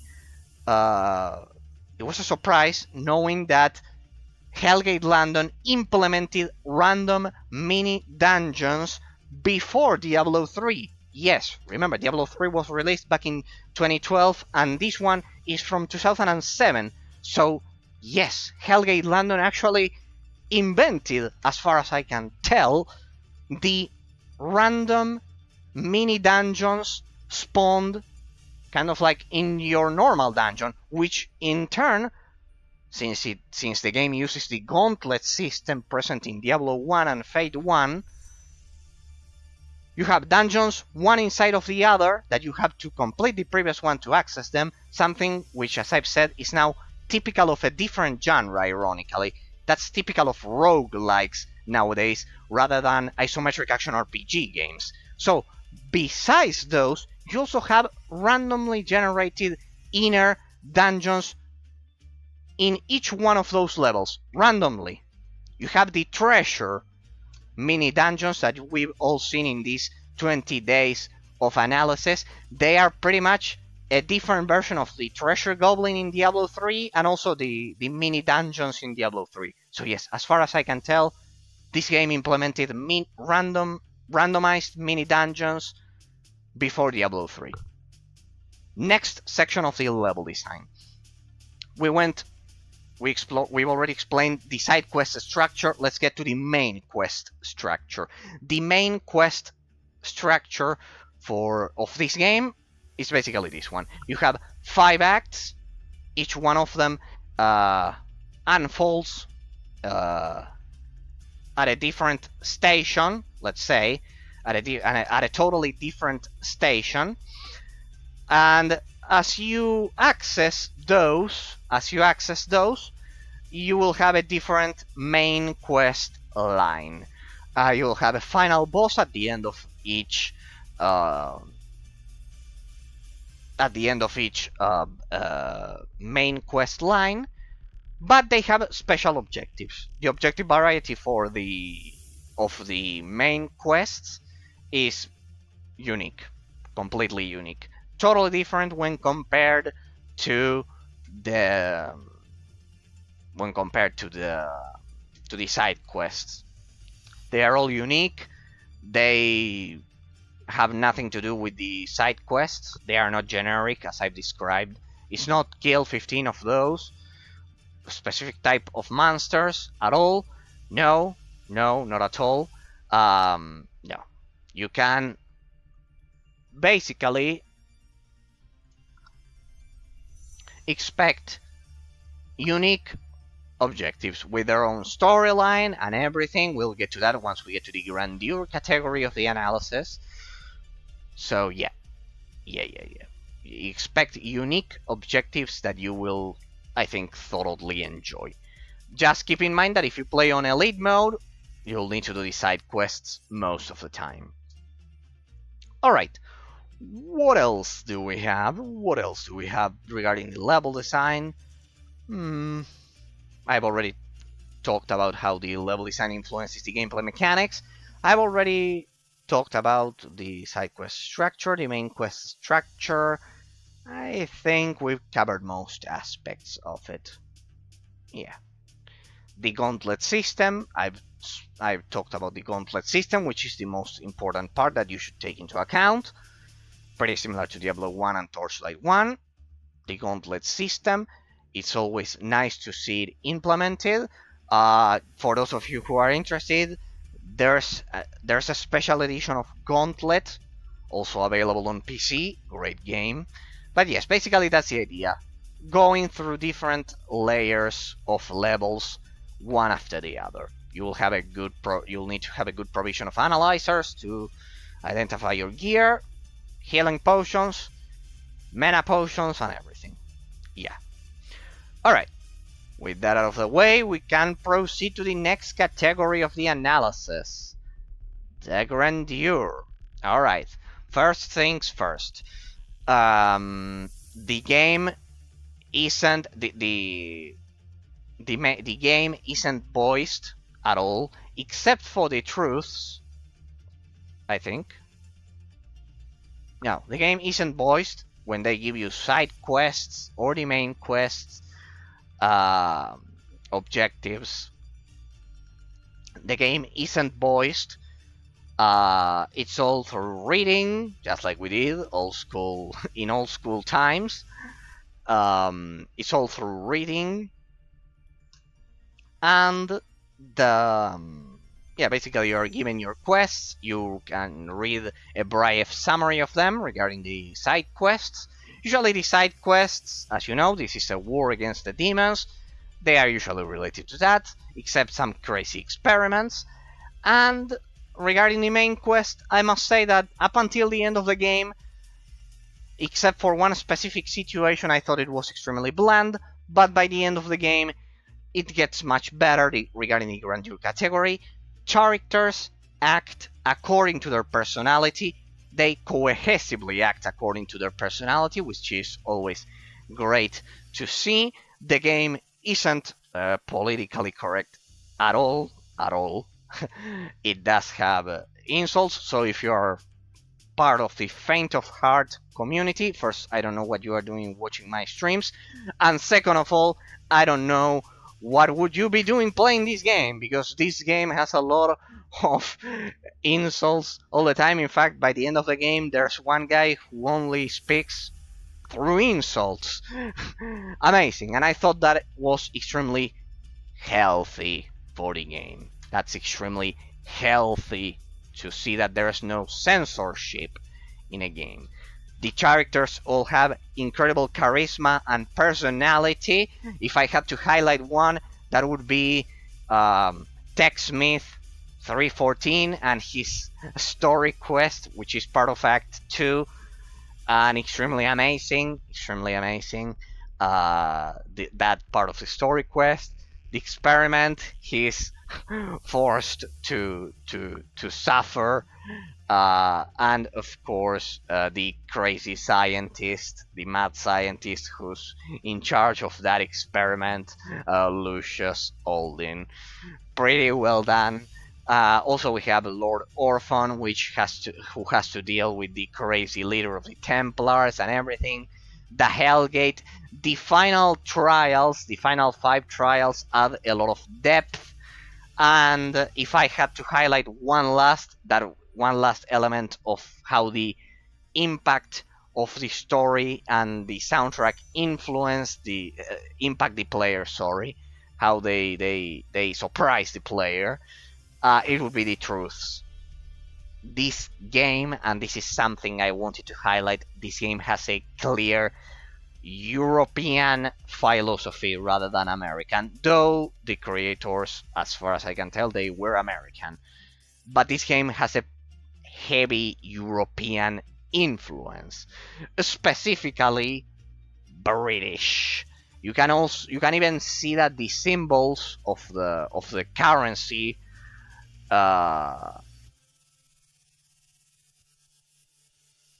they are pounds. They are British pounds, and all of the names of the stations are kind of like in honor to different British thinkers. This is something that most people won't even realize, but yes, I can confirm you that a lot of the names of the dungeons are named after British thinkers, philosophers, and leaders. So it's incredible. Not only that, the philosophy of the game has an extremely European, in general, not just British, European influence. Why? Because it talks about truths. Ironically, this is something that I've been constantly commenting during my streams. How relativism has completely destroyed Western. It has destroyed a lot of Western knowledge that we have, and it's amazing how this game takes the best parts of realism, of philosophical realism, because it speaks about truths. You actually meet the characters, which are the 5 different truths, and the fact that the game kind of like personifies the game, somehow manifests philosophical ideas through these 5 truths. The fact that objective truths exist, that's an extremely European influence, an extremely European philosophy. The one I personally adhere to, that of Aristotle, Plato, and most Greek and Roman thinkers and philosophers. So it was amazing to find that here. It has a solid realist philosophy. And by the end of the game, you meet the last truth, which is pretty much childhood, the one that is actually the one which actually has the answers to humanity's struggle against the demons. And it tells you that it's pretty much the only thing. It's a pretty good morale, a pretty good message to the audience, for the audience, that in fact it's childhood, the one that actually has the answer, because it represents innocence and purity. It's pretty well done. If you know about philosophy, and you know how to understand the messages behind the game's let's say, yeah, they are kind of like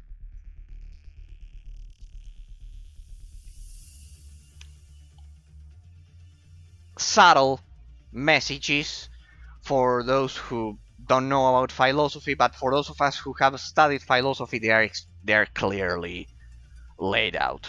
The game has a realist philosophy, and it's extremely well represented, and it's pretty well done. The fact that the final truth of the game is actually childhood, and it certainly represents purity and innocence and and all of the things that humanity needed to finally beat the demons were those at the end of the day. It was a pretty well done, if you ask me. So keep that in mind, just in case you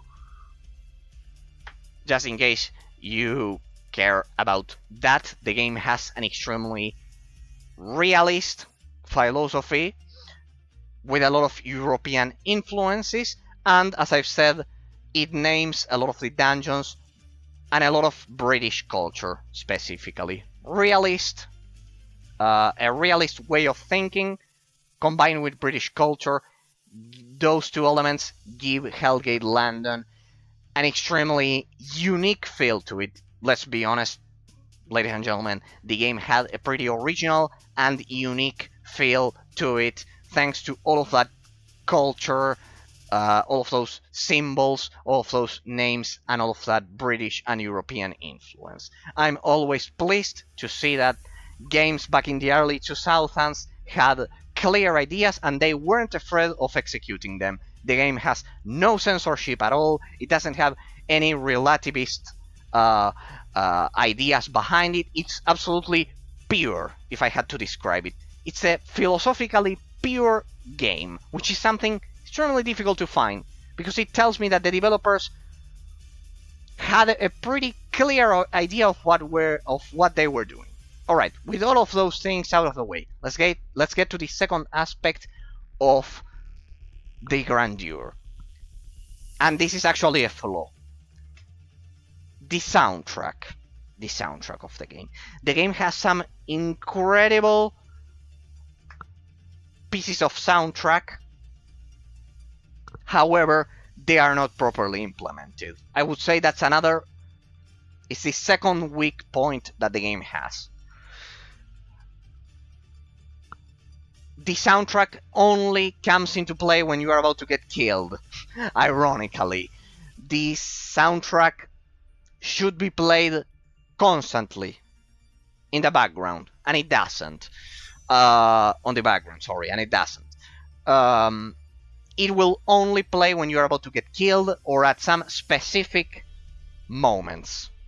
Some extremely specific moments. When you're about to get killed, when you fight a legendary enemy, no. There should be a constant soundtrack for, let's say, the common part of the dungeon. And if you want a specific epic soundtrack for the legendary boss, go for it. But don't eliminate the standard part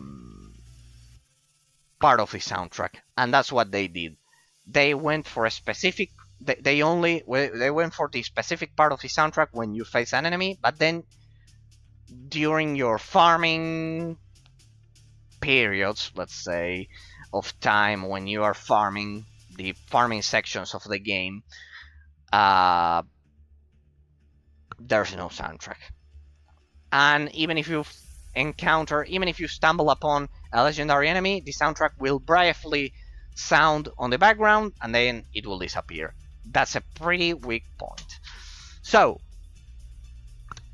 that's the second weak point. The fact that the animations aren't impactful.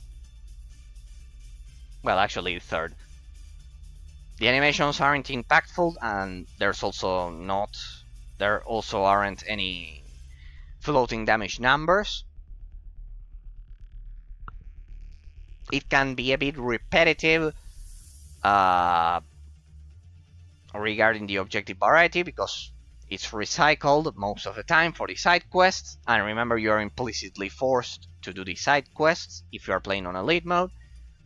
And third, as I've said, the soundtrack could have been much better. Let's say the second point, the repetitiveness, I will not take it into account, but I have to highlight it. But I won't take it into account because of the genre the game belongs to. It's isometric action RPG. It has to be repetitive. But they could have gone for a better objective variety, but well, it's pretty much the structure of the early 2000s. Let's say it's part of the context in which the game was released in. But the soundtrack and the first flaw, the lack of impactful animations, those could have been better. Impactful animations plus floating damage numbers. They could have gone for any of those two, and they didn't do any of those. Those are my biggest critics. To the game so far. Alright, so soundtrack and story. The story is pretty engaging, pretty well done. Could have been better, but it's more than enough. It has a lot of interesting characters that I've mentioned. They all act cohesively according to their personalities. If I had to highlight, as I've said, the truths, they are a clear example of European realist philosophy. Pretty well executed. I wasn't expecting to find a game which adheres to such a unique philosophy as the one I have within this game, which is that of Rome and Greece. Pretty unique.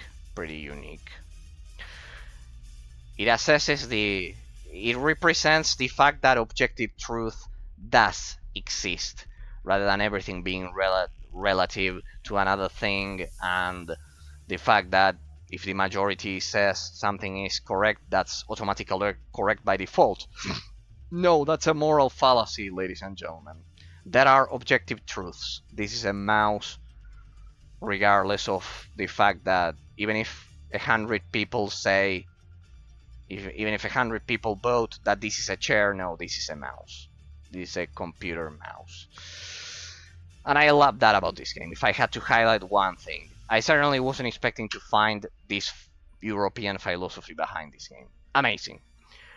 So if you like that, especially if you are European and you're watching this, you'll probably find yourself right at home with the philosophy this game has. If you are American, you may have some issues with that, but I think it will be enjoyable because it gets concealed. It will be seen as concealed from an American perspective, or let's say Canadian, or I don't know, any country from South or North America. If you are European, or if you are in a Roman Catholic territory or something like that, you will probably feel right at home with the philosophy this game has.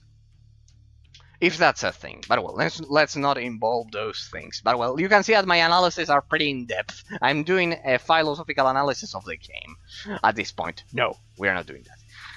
Alright, soundtrack and story covered. Innovation. Well, we have to take into account that Diablo 1 existed before this game, so if we have to highlight something, it's the fact that this game pretty much was the original FPS MMORPG. Pretty much it was the original idea. You can play the game in third-person perspective or first-person perspective, in both views.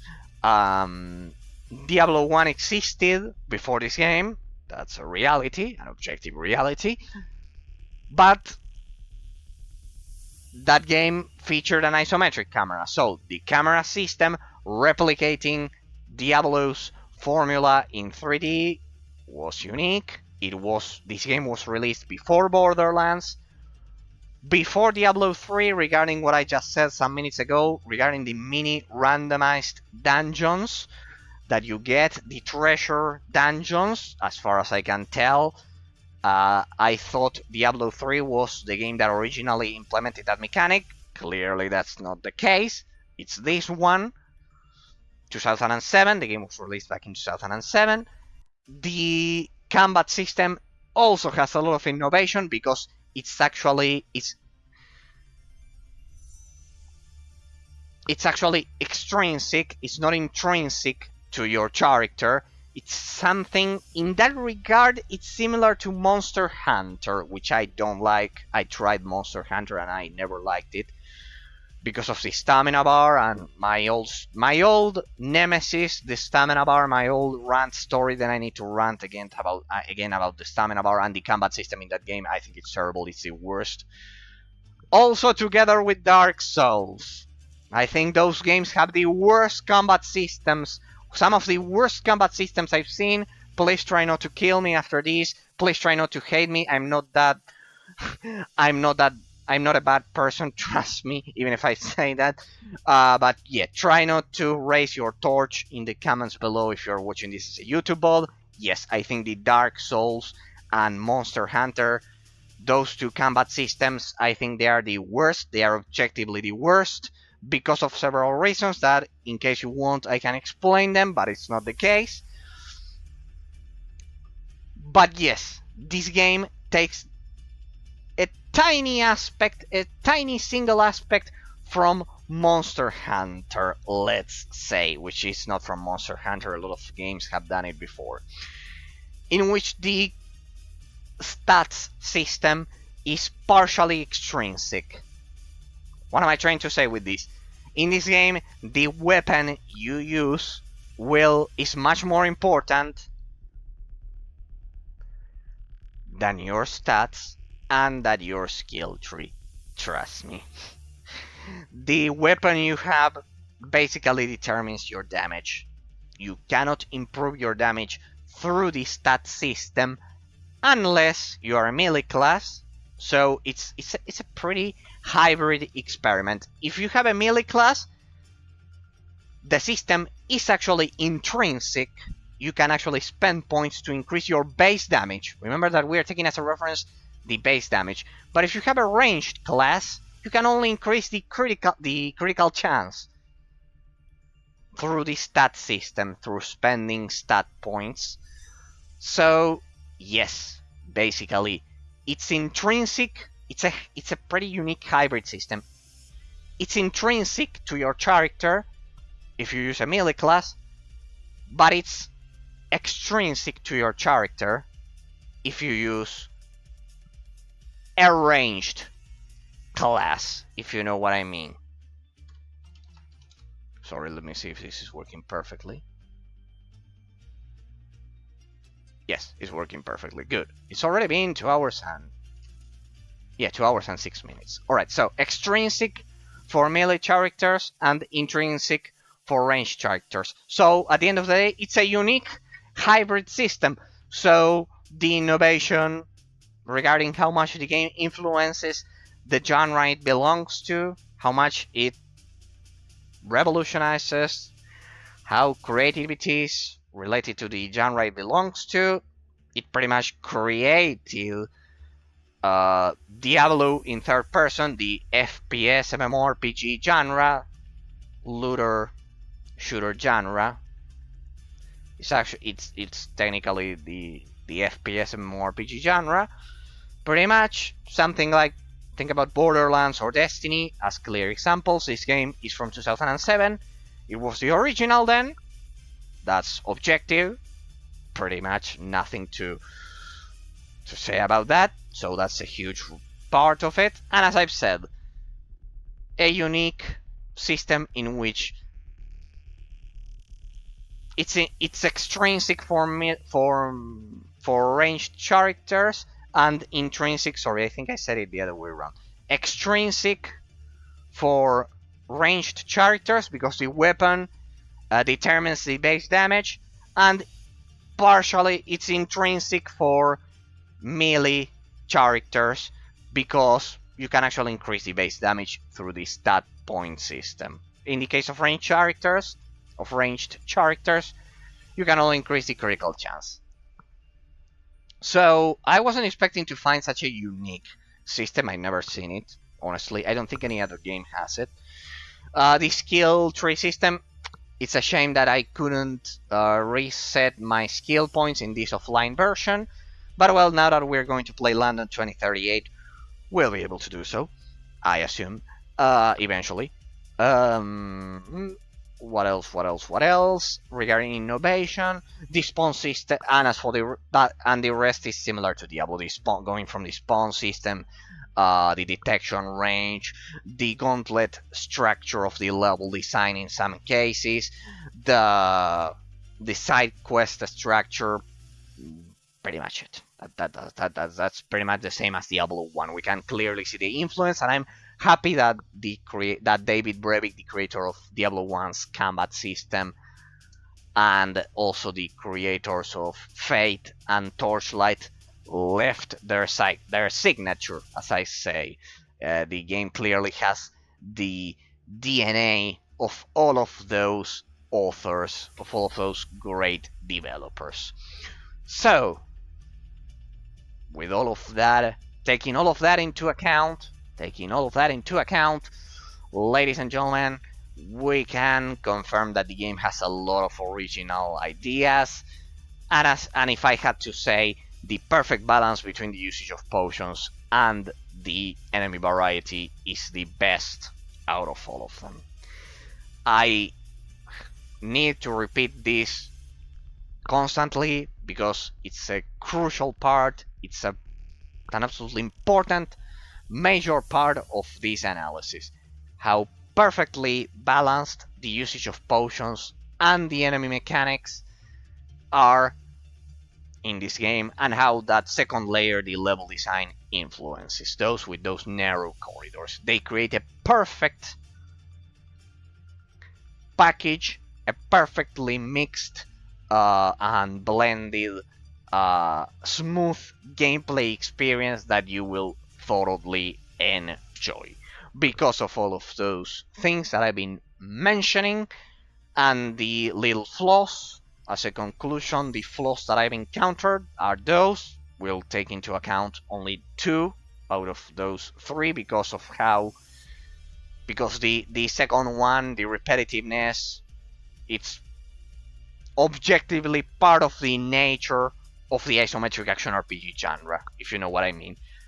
If you are playing an isometric action RPG game, expect repetitiveness in general. So it's a natural part of the genre that you chose to play. So we won't take that flaw into account, and just highlighting it just in case for those of you who, for some reason, you are playing an isometric action RPG, but you are used to modern gameplay mechanics, and you are not used to the structure of the early 2000s, and you are not used to repetitiveness. But if you are playing this genre, you probably know that it's an inherent part of the genre, the repetitiveness. That's why the enemy variety is important in this genre, and that's why I've been analyzing it. Because of all of those things, another flaw, no. The mechanics of the final boss fight could have been better implemented, and there are some minor pathfinding issues. For example, if you see how precise and in-depth my analyses are, this is something that you can only know if you played the game extremely in-depth, rather than the shallow reviews that you usually see online. If you, in some of the random dungeons and some of the dungeons in general, if you position your character on top of certain structures, the monsters have no means to get to you. There's no way they can get to you, and that pathfinding is a bit broken in some extremely specific cases. For example, the torch list, I'll be extremely precise just for the sake of of the quality of my analysis and how in-depth they are. It's not a huge flaw. If you position your character on top of a torch, of one of the torches of some of the random dungeons, specifically the demon gate portals, you'll see that when you get through a demon gate portal in some of the demon portals that transport you to hell briefly to do one, it's always the same recycled dungeon.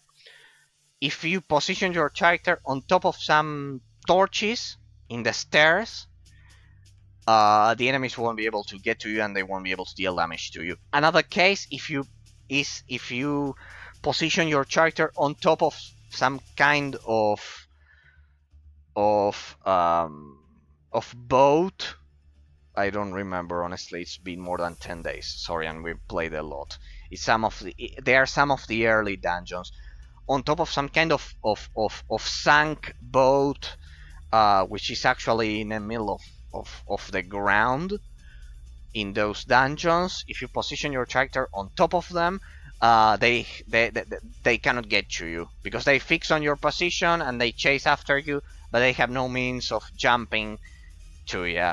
And you can actually bug the game like that. You can cheese the game like that, as we usually say. You can go for a cheesy tactic. But they are extremely scarce. I can only highlight those two cases of minor pathfinding issues. You'll realize when you get to them. I know it sounds pretty weird commenting it like this, but you'll realize it when you get through a demon portal, one of the random demon portals the game has. The game usually randomly spawns in some of the dungeons, it's just another type of randomized dungeon, of randomized mini dungeon. You position your character on top of the torches over at the stairs, and they won't be able to deal damage to you. The melee enemies, of course, the ranged enemies can still deal damage to you. And those are pretty much the only examples. Those are pretty much the only examples that I can think about. So minor, extremely scarce and minor pathfinding issues, extremely scarce and minor crashes. As I've said, 2 in 63 hours of gameplay is nothing for a game that was released back in the early 2000s. Of course, the ideal situation would be that the game works flawlessly, but it's pretty good. When I played Space Siege, that game crashed a lot, and this one is technically speaking much more complex, so no, nothing to worry about that. And just for those of you who like to nitpick and like to have those extremely subtle details, what else could it be? The weapon variety could have been better. It could have been better, and it has some difficulty spikes. But if you don't care about most of the things that I've mentioned previously, you won't care about the things that I just mentioned. It has difficulty spikes, this offline version. Remember, we need to be fair, I'm analyzing the vanilla version. And well, those are minor flaws that won't influence my final qualification of the game. The two biggest flaws: the soundtrack. In the soundtrack department, it's extremely weak. You won't listen to any soundtrack when you are farming, except when you encounter a pretty nasty legendary boss. That's an absolute flaw. And the impactfulness of the animations. Those are the two biggest flaws the game has. The repetitiveness, as I've said, I'm not counting it because it's an inherent part of the genre. Minor flaws, the ones that I mentioned. Extremely scarce technical crashes, extremely scarce pathfinding issues, a bit of a lack of weapon variety. It does a job. It could be better. That one is actually, I would place the lack of weapon variety as part of the third main reason, as this third main flaw. it does need better weapon variety, the vanilla version at least of the game. The difficulty spikes, they are minor. The pathfinding, it's absolutely minor. The repetitiveness, as I've said, is an inherent part of the genre. Let me think. What else? Minor flaws, some pathfinding issues for some of the enemies which leap at you. That pretty much happens to 99% of the enemies that have that mechanic in all RPG games, in my experience. When they leap at you, think about something like Skyrim, and think that that was the standard pathfinding back in the day. In that regard, World of Warcraft had a pretty advanced pathfinding when compared to others, because, for example, the enemies, the pathfinding was extremely smooth in comparison. Alright. Yeah, I was almost forgetting about it. There are 3 specific, unique quests, out of which one is part of the main story quest, which is a real-time tactics quest, which is pretty much broken. Absolutely broken. You will suffer with that, regardless of the difficulty of the game. It's completely broken. I don't know who had that bizarre and crazy idea. A total flaw. But well, at least it was just one. The problem is that they've included that real-time tactics mission as part of the main story. There's another mission which is similar to that. No, not similar to that one. There were the other type of mission is using turrets. Basically, there are 2 special gameplay sections that the game has, using turrets and a bizarre, totally crazy, weird real-time tactics mission. That one is a one-time pain. Let's say it's a one-time suffering experience. It's a one-time experience, but it's part of the main quest. That was a terrible mistake. They should have, if they wanted to include that bizarre, that crazy weird mission with totally broken mechanics, because this game wasn't created as a real-time tactics mechanic, as a real-time tactics game. Clearly the pathfinding there is weird. You cannot control your squad. You basically have to control your squad to kill an enemy. Pretty much the way I completed that mission is simply dealing damage to the main enemy and ignoring the spawns. It's absolutely broken. Through bugging, you can actually do the mission yourself, and at least that's what I've been told by viewers. So yeah, pretty much there's one broken mission, a real-time tactics mission with an isometric view. The camera actually changes to an isometric view. Totally weird. You'll suffer with that regardless of what you do. And the other ones are turret missions. There's one turret mission that's also bugged, that you can actually destroy the Exospector by dealing damage to it, kind of like in a pretty fast fashion. But you should actually be forced to use a turret, and it would send polyps at you that those explode and deal damage. You cannot move, you get killed. Basically, there's a turret mission and a real-time tactics mission, especially the real-time tactics mission. Those 2 are terrible flaws that they've included them as part of the main quest. But well, let's say that the developers they kind of like were crazy those days, because it's only 2 specific points, 2 specific missions. They're pretty short, and well, let's say the developers were crazy those 2 days, because I don't know what were they thinking about implementing those 2. If they absolutely needed and wanted to implement those 2 missions, they should have gone for a side quest, which in fact a lot of the side quests have those turrets, but you can ignore them. There are ways to circumvent them. There's also another mission in which you have to detect the hell rifts. That one is pretty well implemented. So yeah, those are minor flaws, some things that are extremely specific and they are a one-time experience. They only happen once. They only happen once. So, ladies and gentlemen, well, I don't think there aren't any more flaws. I think I've covered pretty much everything the game had to offer.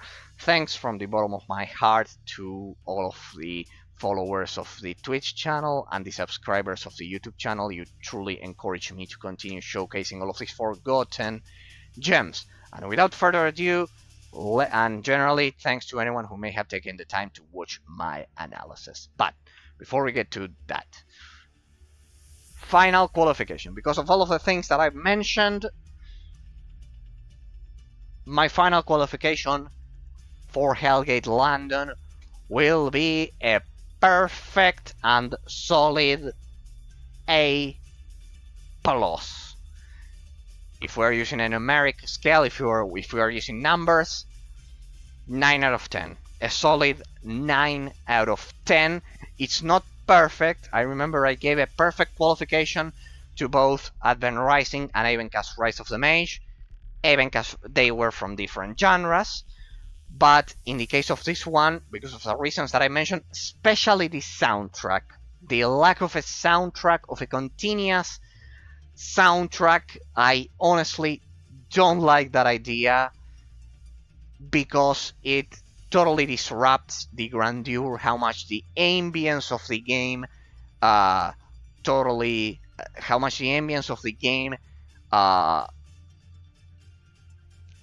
captures the imagination of the player if you don't have a solid and continuous soundtrack.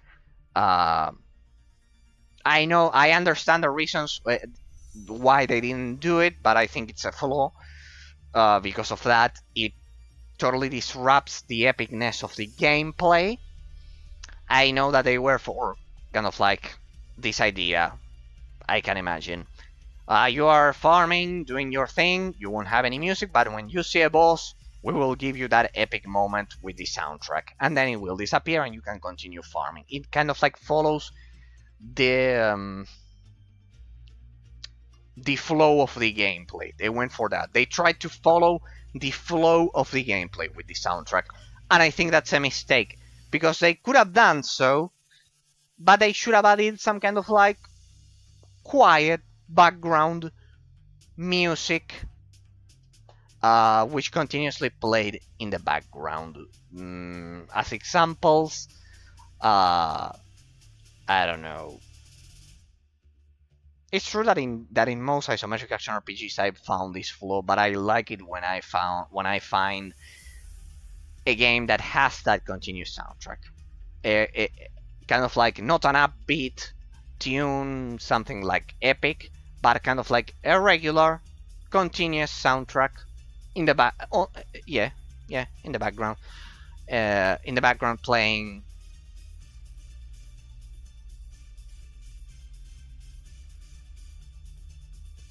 constantly, kind of like while you're doing your side quests and everything. Yeah, pretty much that's it. It's a flaw that I've encountered in a lot of isometric action RPG games, as well as open world games in general. But for example, Evencast Rise of the Mage, every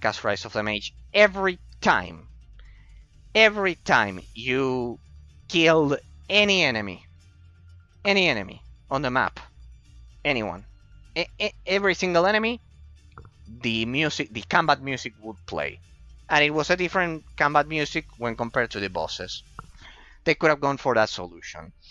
That's the flaw, the biggest flaw. And the other big flaw is that since this is an FPS RPG game, the bullet impact animations should be much more impressive. They should have that sense of impactfulness. But the vanilla version, remember that I'm reviewing the vanilla version. We are analyzing the vanilla version. I will give it a solid 9, because the gameplay mechanics are solid. They are properly implemented.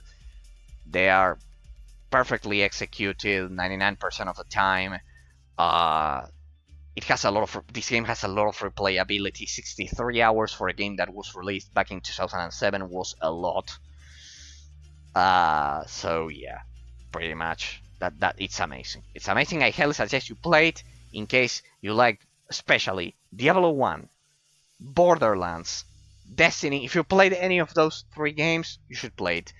In general, you should also play it if you liked isometric action RPGs in general, especially anything similar to Diablo. Think about anything similar to Diablo, Titan Quest, uh, Grim Dawn, everything. Sacred, Baldur's Gate, Dark Alliance. Even we could name that one. If you like MMORPGs as well, it combines. Since this game combines a lot of genres, it's easy to recommend it to most people. As I've said, the flaws that I mentioned, take them into account. The repetitiveness, for those of you who are not used to the structure games from the early 2000s had. But yeah, probably you won't be watching this if you don't like those games at all.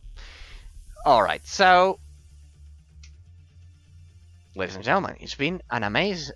I've had a great time analyzing every single aspect of this game. After 20 days, they were actually 20 days, not 21, because yeah, I had a problem with the stream that I had to actually split into 2 sections, so it's actually perfectly 20 days of gameplay. 63 hours. Amazing. So, yeah, it's amazing. It's great to finally to have a closure on this amazing experience that I've had, this incredible experience. Next up, we will be playing London 2038, the mod. I have to install everything. Once I install everything, we'll be playing that. I am sad that in the end we were unable to play the Tokyo maps, but well, I've explored the whole game and I couldn't access them. Sad.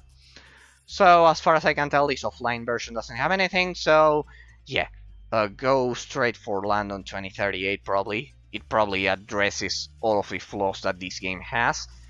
We will be playing it as a leisure gameplay format, so I won't be analyzing it because I've already analyzed the vanilla version of the game. I had to be fair, but yes, I will, with absolute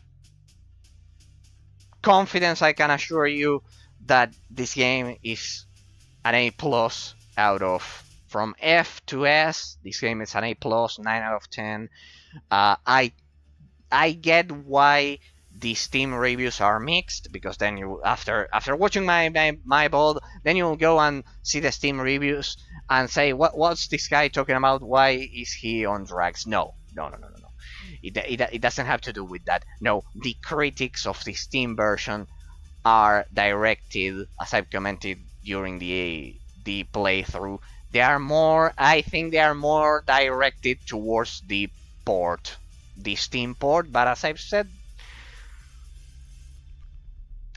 despite of the fact that this game, despite the fact that this game runs at locked 60 FPS most of the time, the port doesn't have critical flaws. It's perfectly playable. Let's begin with this. It's perfectly playable from beginning to end without any kind of issues. You can play it offline, so it's actually portable. If you, for some reason, I always comment this about internet connection. It's not only that they take away a lot of your rights, generally big companies when they release online-only games. The problem is that, for example, think about this.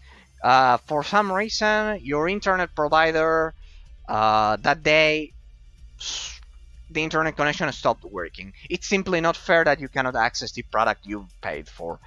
It's objective reality. Online-only games shouldn't exist in 99% of the cases. There are some cases in which it's actually justified, but it's like this. It's a 1% portion of them. For example, games like The Crew, I don't know, Warhammer Vermintide 1, 2, and the recently released Warhammer Dark Tide, all of the games that Fat Shark released those co-op FPS games, they shouldn't be online only. They shouldn't. They're perfectly playable online. Warhammer 40k, Inquisitor Martyr by Neocore Games, the developers of the famous Incredible Adventures of Van Helsing series, as well as Knight Arthur 1 and 2. Those are real-time tactics game, pretty similar to the Total War saga. Neocore Games, they should have released Inquisitor Martyr online only. Also, that's a pretty amazing isometric action RPG. I'm telling you this because I love the Warhammer universe, and generally they release online only games. But yes, you can also take into account the crew from Ubisoft. Steep, it was a pretty cool game that involved skying. The sport, yes, it was pretty good, and it also was online only. And yes, pretty much a lot of Ubisoft games, I guess, that are online only and they should be playable offline. The Division 1 and 2, they're all pretty good games, but they shouldn't be online only at all.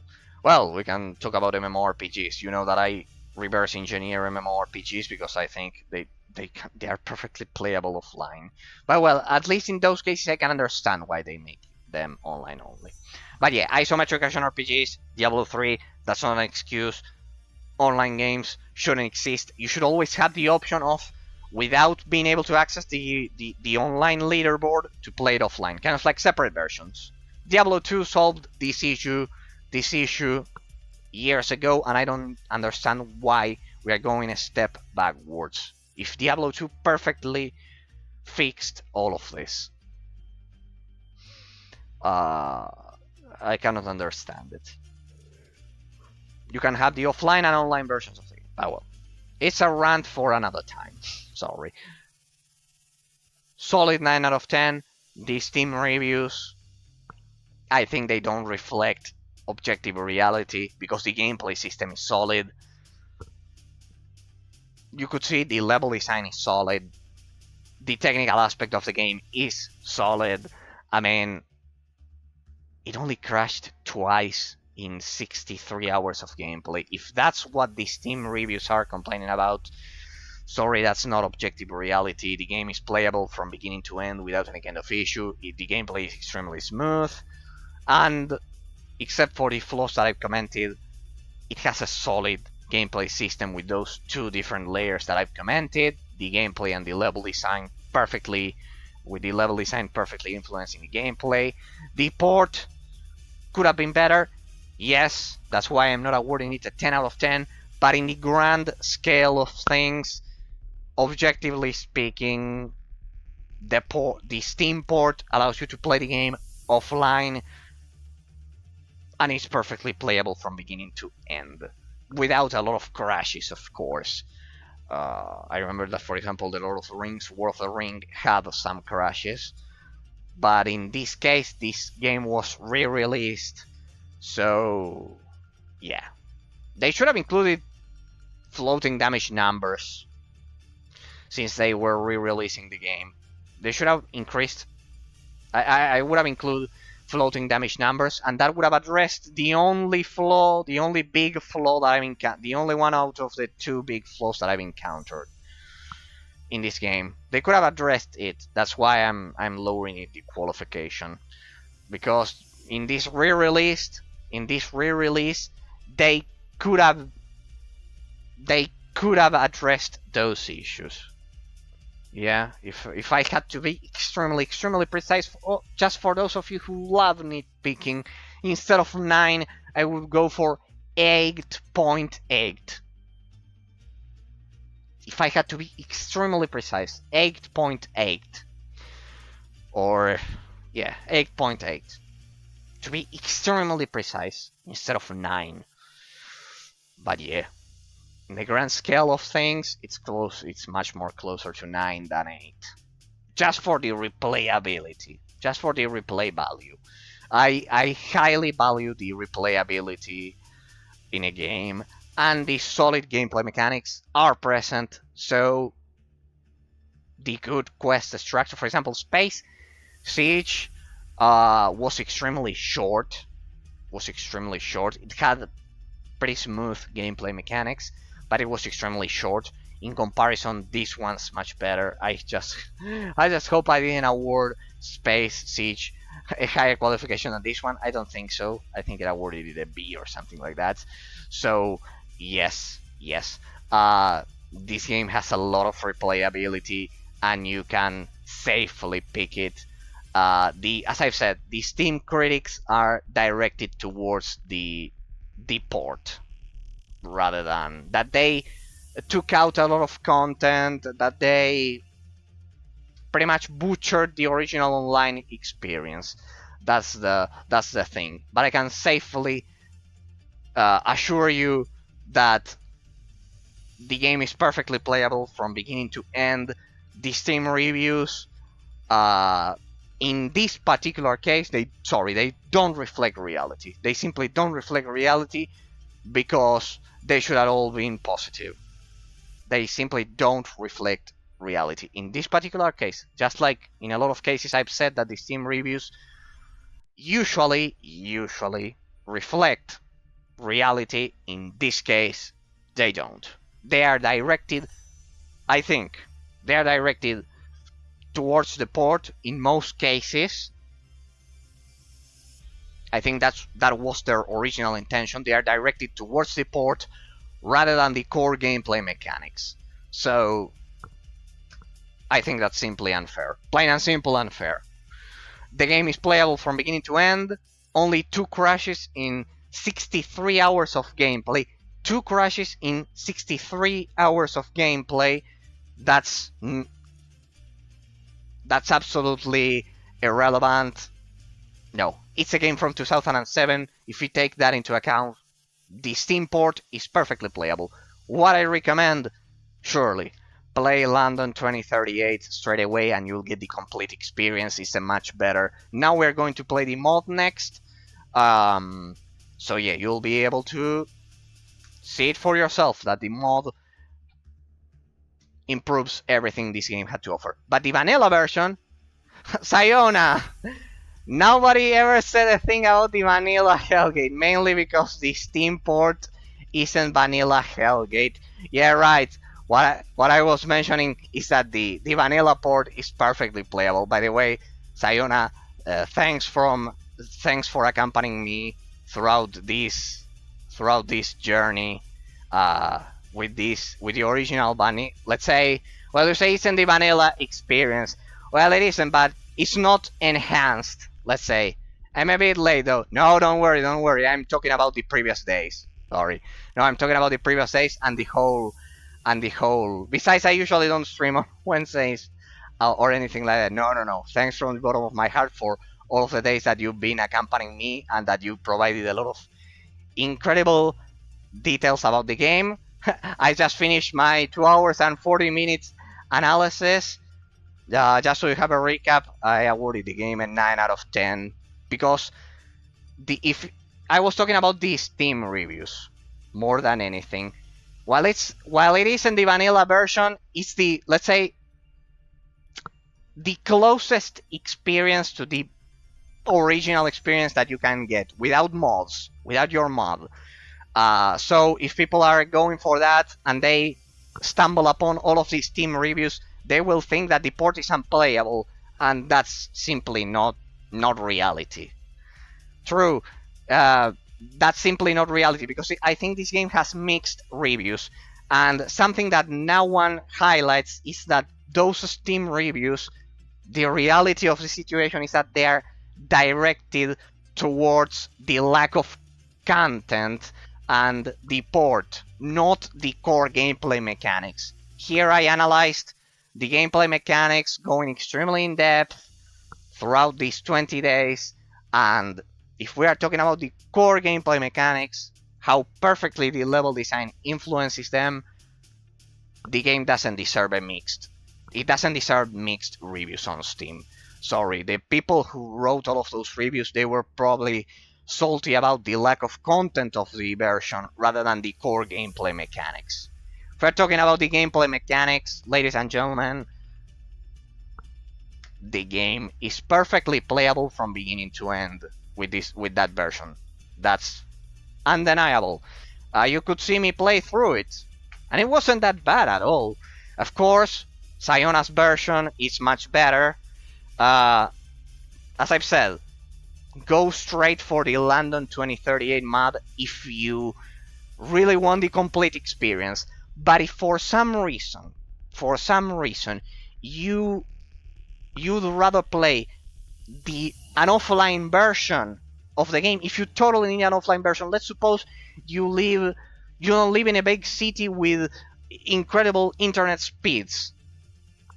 Let's suppose that, or you live in something like Asia, or here in South America, or something like that, or even in a first world country, but for some reason you live in a rather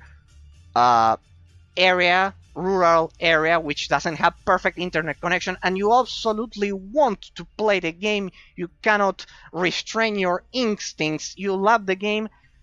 The offline version, you'll be able to play it. That's the reality of the situation, regardless what you read on Steam. I need to be fair with the port. Just like I said that the London 2038 version that Siona has and all of his team, they are constantly working on it. I have to tell you that the Steam port, you'll be able to perfectly play it from beginning to end, just like I did. Be careful with the final boss, people. Be careful with the final boss, because it has that crazy stun lock that you just saw some days ago. And yeah. I can confirm that you can get that version. You'll be able to play it without online connection. If you have a perfect online connection, good for you. Play the enhanced version by the community, or you can do what I did. First play the not vanilla version. Thanks for the information, Siona. It's not vanilla 100%, but it's the closest to the vanilla experience that you'll get. It's the closest. You can play that one and then compare it to an enhanced version, modded, and you'll get both experiences. But I have to tell you that, sorry, the Steam reviews in this, they usually, this is something pretty particular, because as I've said, usually the Steam reviews do reflect reality, but in this specific case, I would say that they are salty about the company who developed the game rather than the game itself. That's the precise description. Because it has to do with the port rather than the core gameplay elements. The core gameplay elements are exceptionally implemented.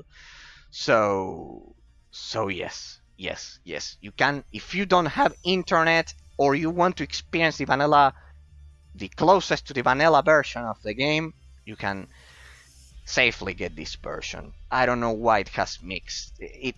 Well, because of what I've explained, but they shouldn't be mixed reviews. They should be positive, because the core gameplay mechanics are perfect. As I've said, because of all of the things that I've explained. Sorry, Siona, by the way, that you just arrived and I'm about to go after these 2 hours and 47 minutes of analysis. Sorry from the bottom of my heart. Well, sorry, it's just that I've been analyzing the game extremely in depth. Sorry. And also thanks for accompanying me with all of those incredible details about the game throughout all of the streams that you've been constantly giving me. All of those incredible details about the game that I've also included in this analysis. I commented the tile set and everything. So yeah. A pretty amazing experience. Next up, I'll get to configure London 2038. Maybe next week we will begin. And I also have a surprise for all of you, ladies and gentlemen. While we play London 2038 with the leisure gameplay format next, I also have, thanks for the hearts, Iona. It's been great having you in those streams with all of those amazing details. Next up, I'll play London 2038. I'll get to configure it. I'll test the internet connection. Worst case scenario, I figure out a way in case my upload speed is not enough for connecting to the online server and the stream at the same time. I will lower the quality of the stream to 720p. Worst case scenario, but it will work. So we'll explore all of the amazing things that your mod has to offer, that Siona's mod has to offer. Be sure to check out his great community in case you want to join London 2038. And we will explore it on our own, right here, next week when we begin playing it. I won't be analyzing it, I'll play it as a leisure gameplay format. The offline version that you can get without any kind of effort on Steam has been analyzed today. And as for the rest, I have a surprise for all of you. As we play London 2038, we'll do some collection showcases. I need to update the Ultimate PC Game Collection. Let me know if you need help setting that up. Yeah, I don't want it to... I didn't want to bother you, Sayona, to be honest. I didn't want to bother you. Our servers are in French Canada, so connection should be... are in French Canada, so connection shouldn't be a problem. Yeah, I imagine so. Yeah. No, it's not yours. It isn't your servers. It isn't your server. It's Twitch. What worries me, because this is something extremely technical, but my stream actually, since in Argentina and South America in general, there's only one server. In South America, since there's only one server, which is in Brazil. Actually, what you are looking at right now, that's why there's a 5-second delay between the image and me actually talking, is because my connection has to go to Brazil, and from Brazil it goes to you, wherever you may be in the world, right? So that's what... So I will need to have two connections, one from Argentina to Brazil, and from Brazil to the viewers, the standard Twitch connection, and then the other one from here to the French... to Canada. You said French Canada. Alright, it must be the... Right, the eastern part, could it be? Or was it the western part? The eastern part. Well, I'm sure... otherwise, I'll just lower the stream quality to 720p, and that should be more than enough, because that will ease the load. But yeah, I didn't want to bother you if I need help with something. I didn't want to bother you. I've been actually reading how to set it up, so thanks from the bottom of my heart once again. Thanks for everything, that all of the insane details. I've also spoke about the tile set. So great. Sorry that I had to go today, but before I go, the collections. I need to update the PC collection, and be sure to stay tuned, because I have something unique for those of you who are old school players. I will be finally unveiling the Ultimate 3DS modded collection after a lot of years, after 1,000 years, just like Illidan says. I've completed the perfect Ultimate collection. I don't know how to record it, because of course I don't have a 3DS with a capture card inside.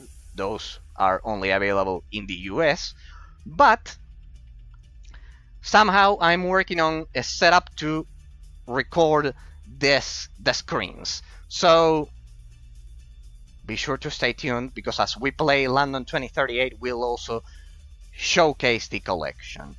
And trust me, you'll be surprised by what I have in store for you, because I've worked several years on this, and you'll be surprised. So we'll update the PC Ultimate Collection, and I have that as a kind of like end of the year gift. Looking forward to that. Yes, I don't know if you like the 3DS or the previous Nintendo handheld consoles, Sayona, but I think you'll be pretty surprised if you like that, or anyone for that matters, because it's been a long research. So yeah, it's I've modded it to a point that it won't look like a 3DS. It won't look like a 3DS at all. So great.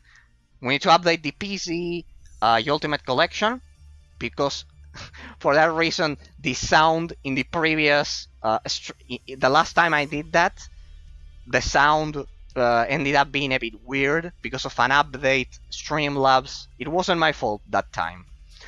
It's because of an update that Streamlabs deployed during that week, sadly.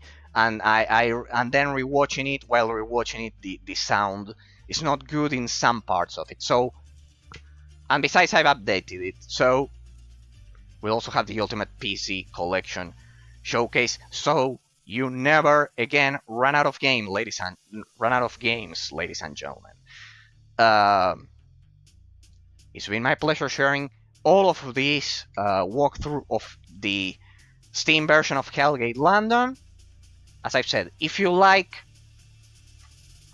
Diablo 1, Borderlands, Destiny, especially those 3 games, immediately get this game, because it's basically the predecessor of those gameplay systems. The gauntlet system that we all love so much regarding the level design, you'll probably adore it as well.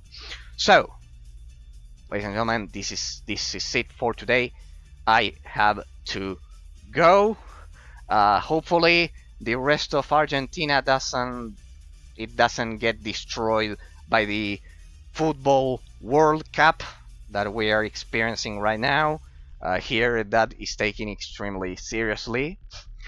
So I'm here in my bunker trying to survive the the raging crowds shouting in the streets. Well, since I don't like football, that's a problem for me. Ladies and gentlemen, see you all in the next one. We'll continue with London 2038 and the collections, the end of the year collections.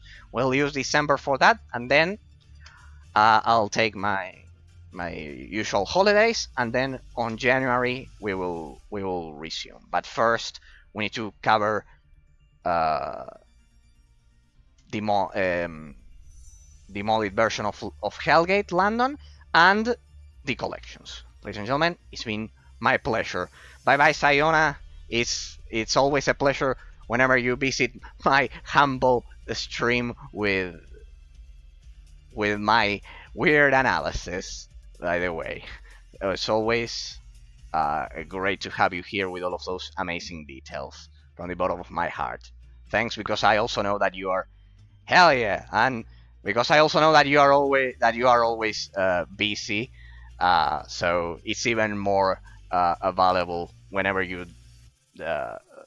dedicate a bit of your time to my crazy stream. Thanks from the bottom of my heart. I just hope my English was good for the rest of you as well, ladies and gentlemen, that you were able to understand everything. So yeah.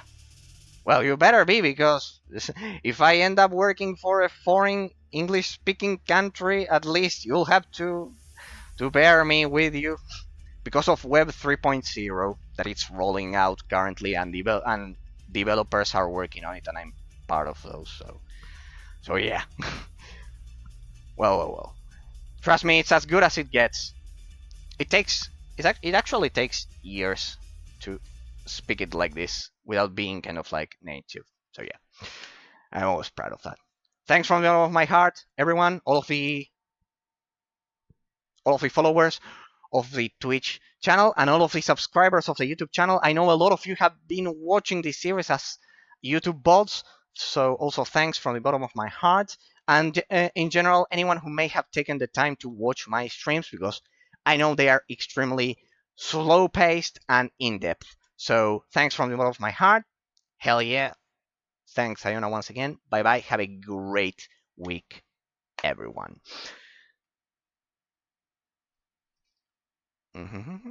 Perfect. Have a great week. Let me finish this. It should be a 5-second delay. And there we go.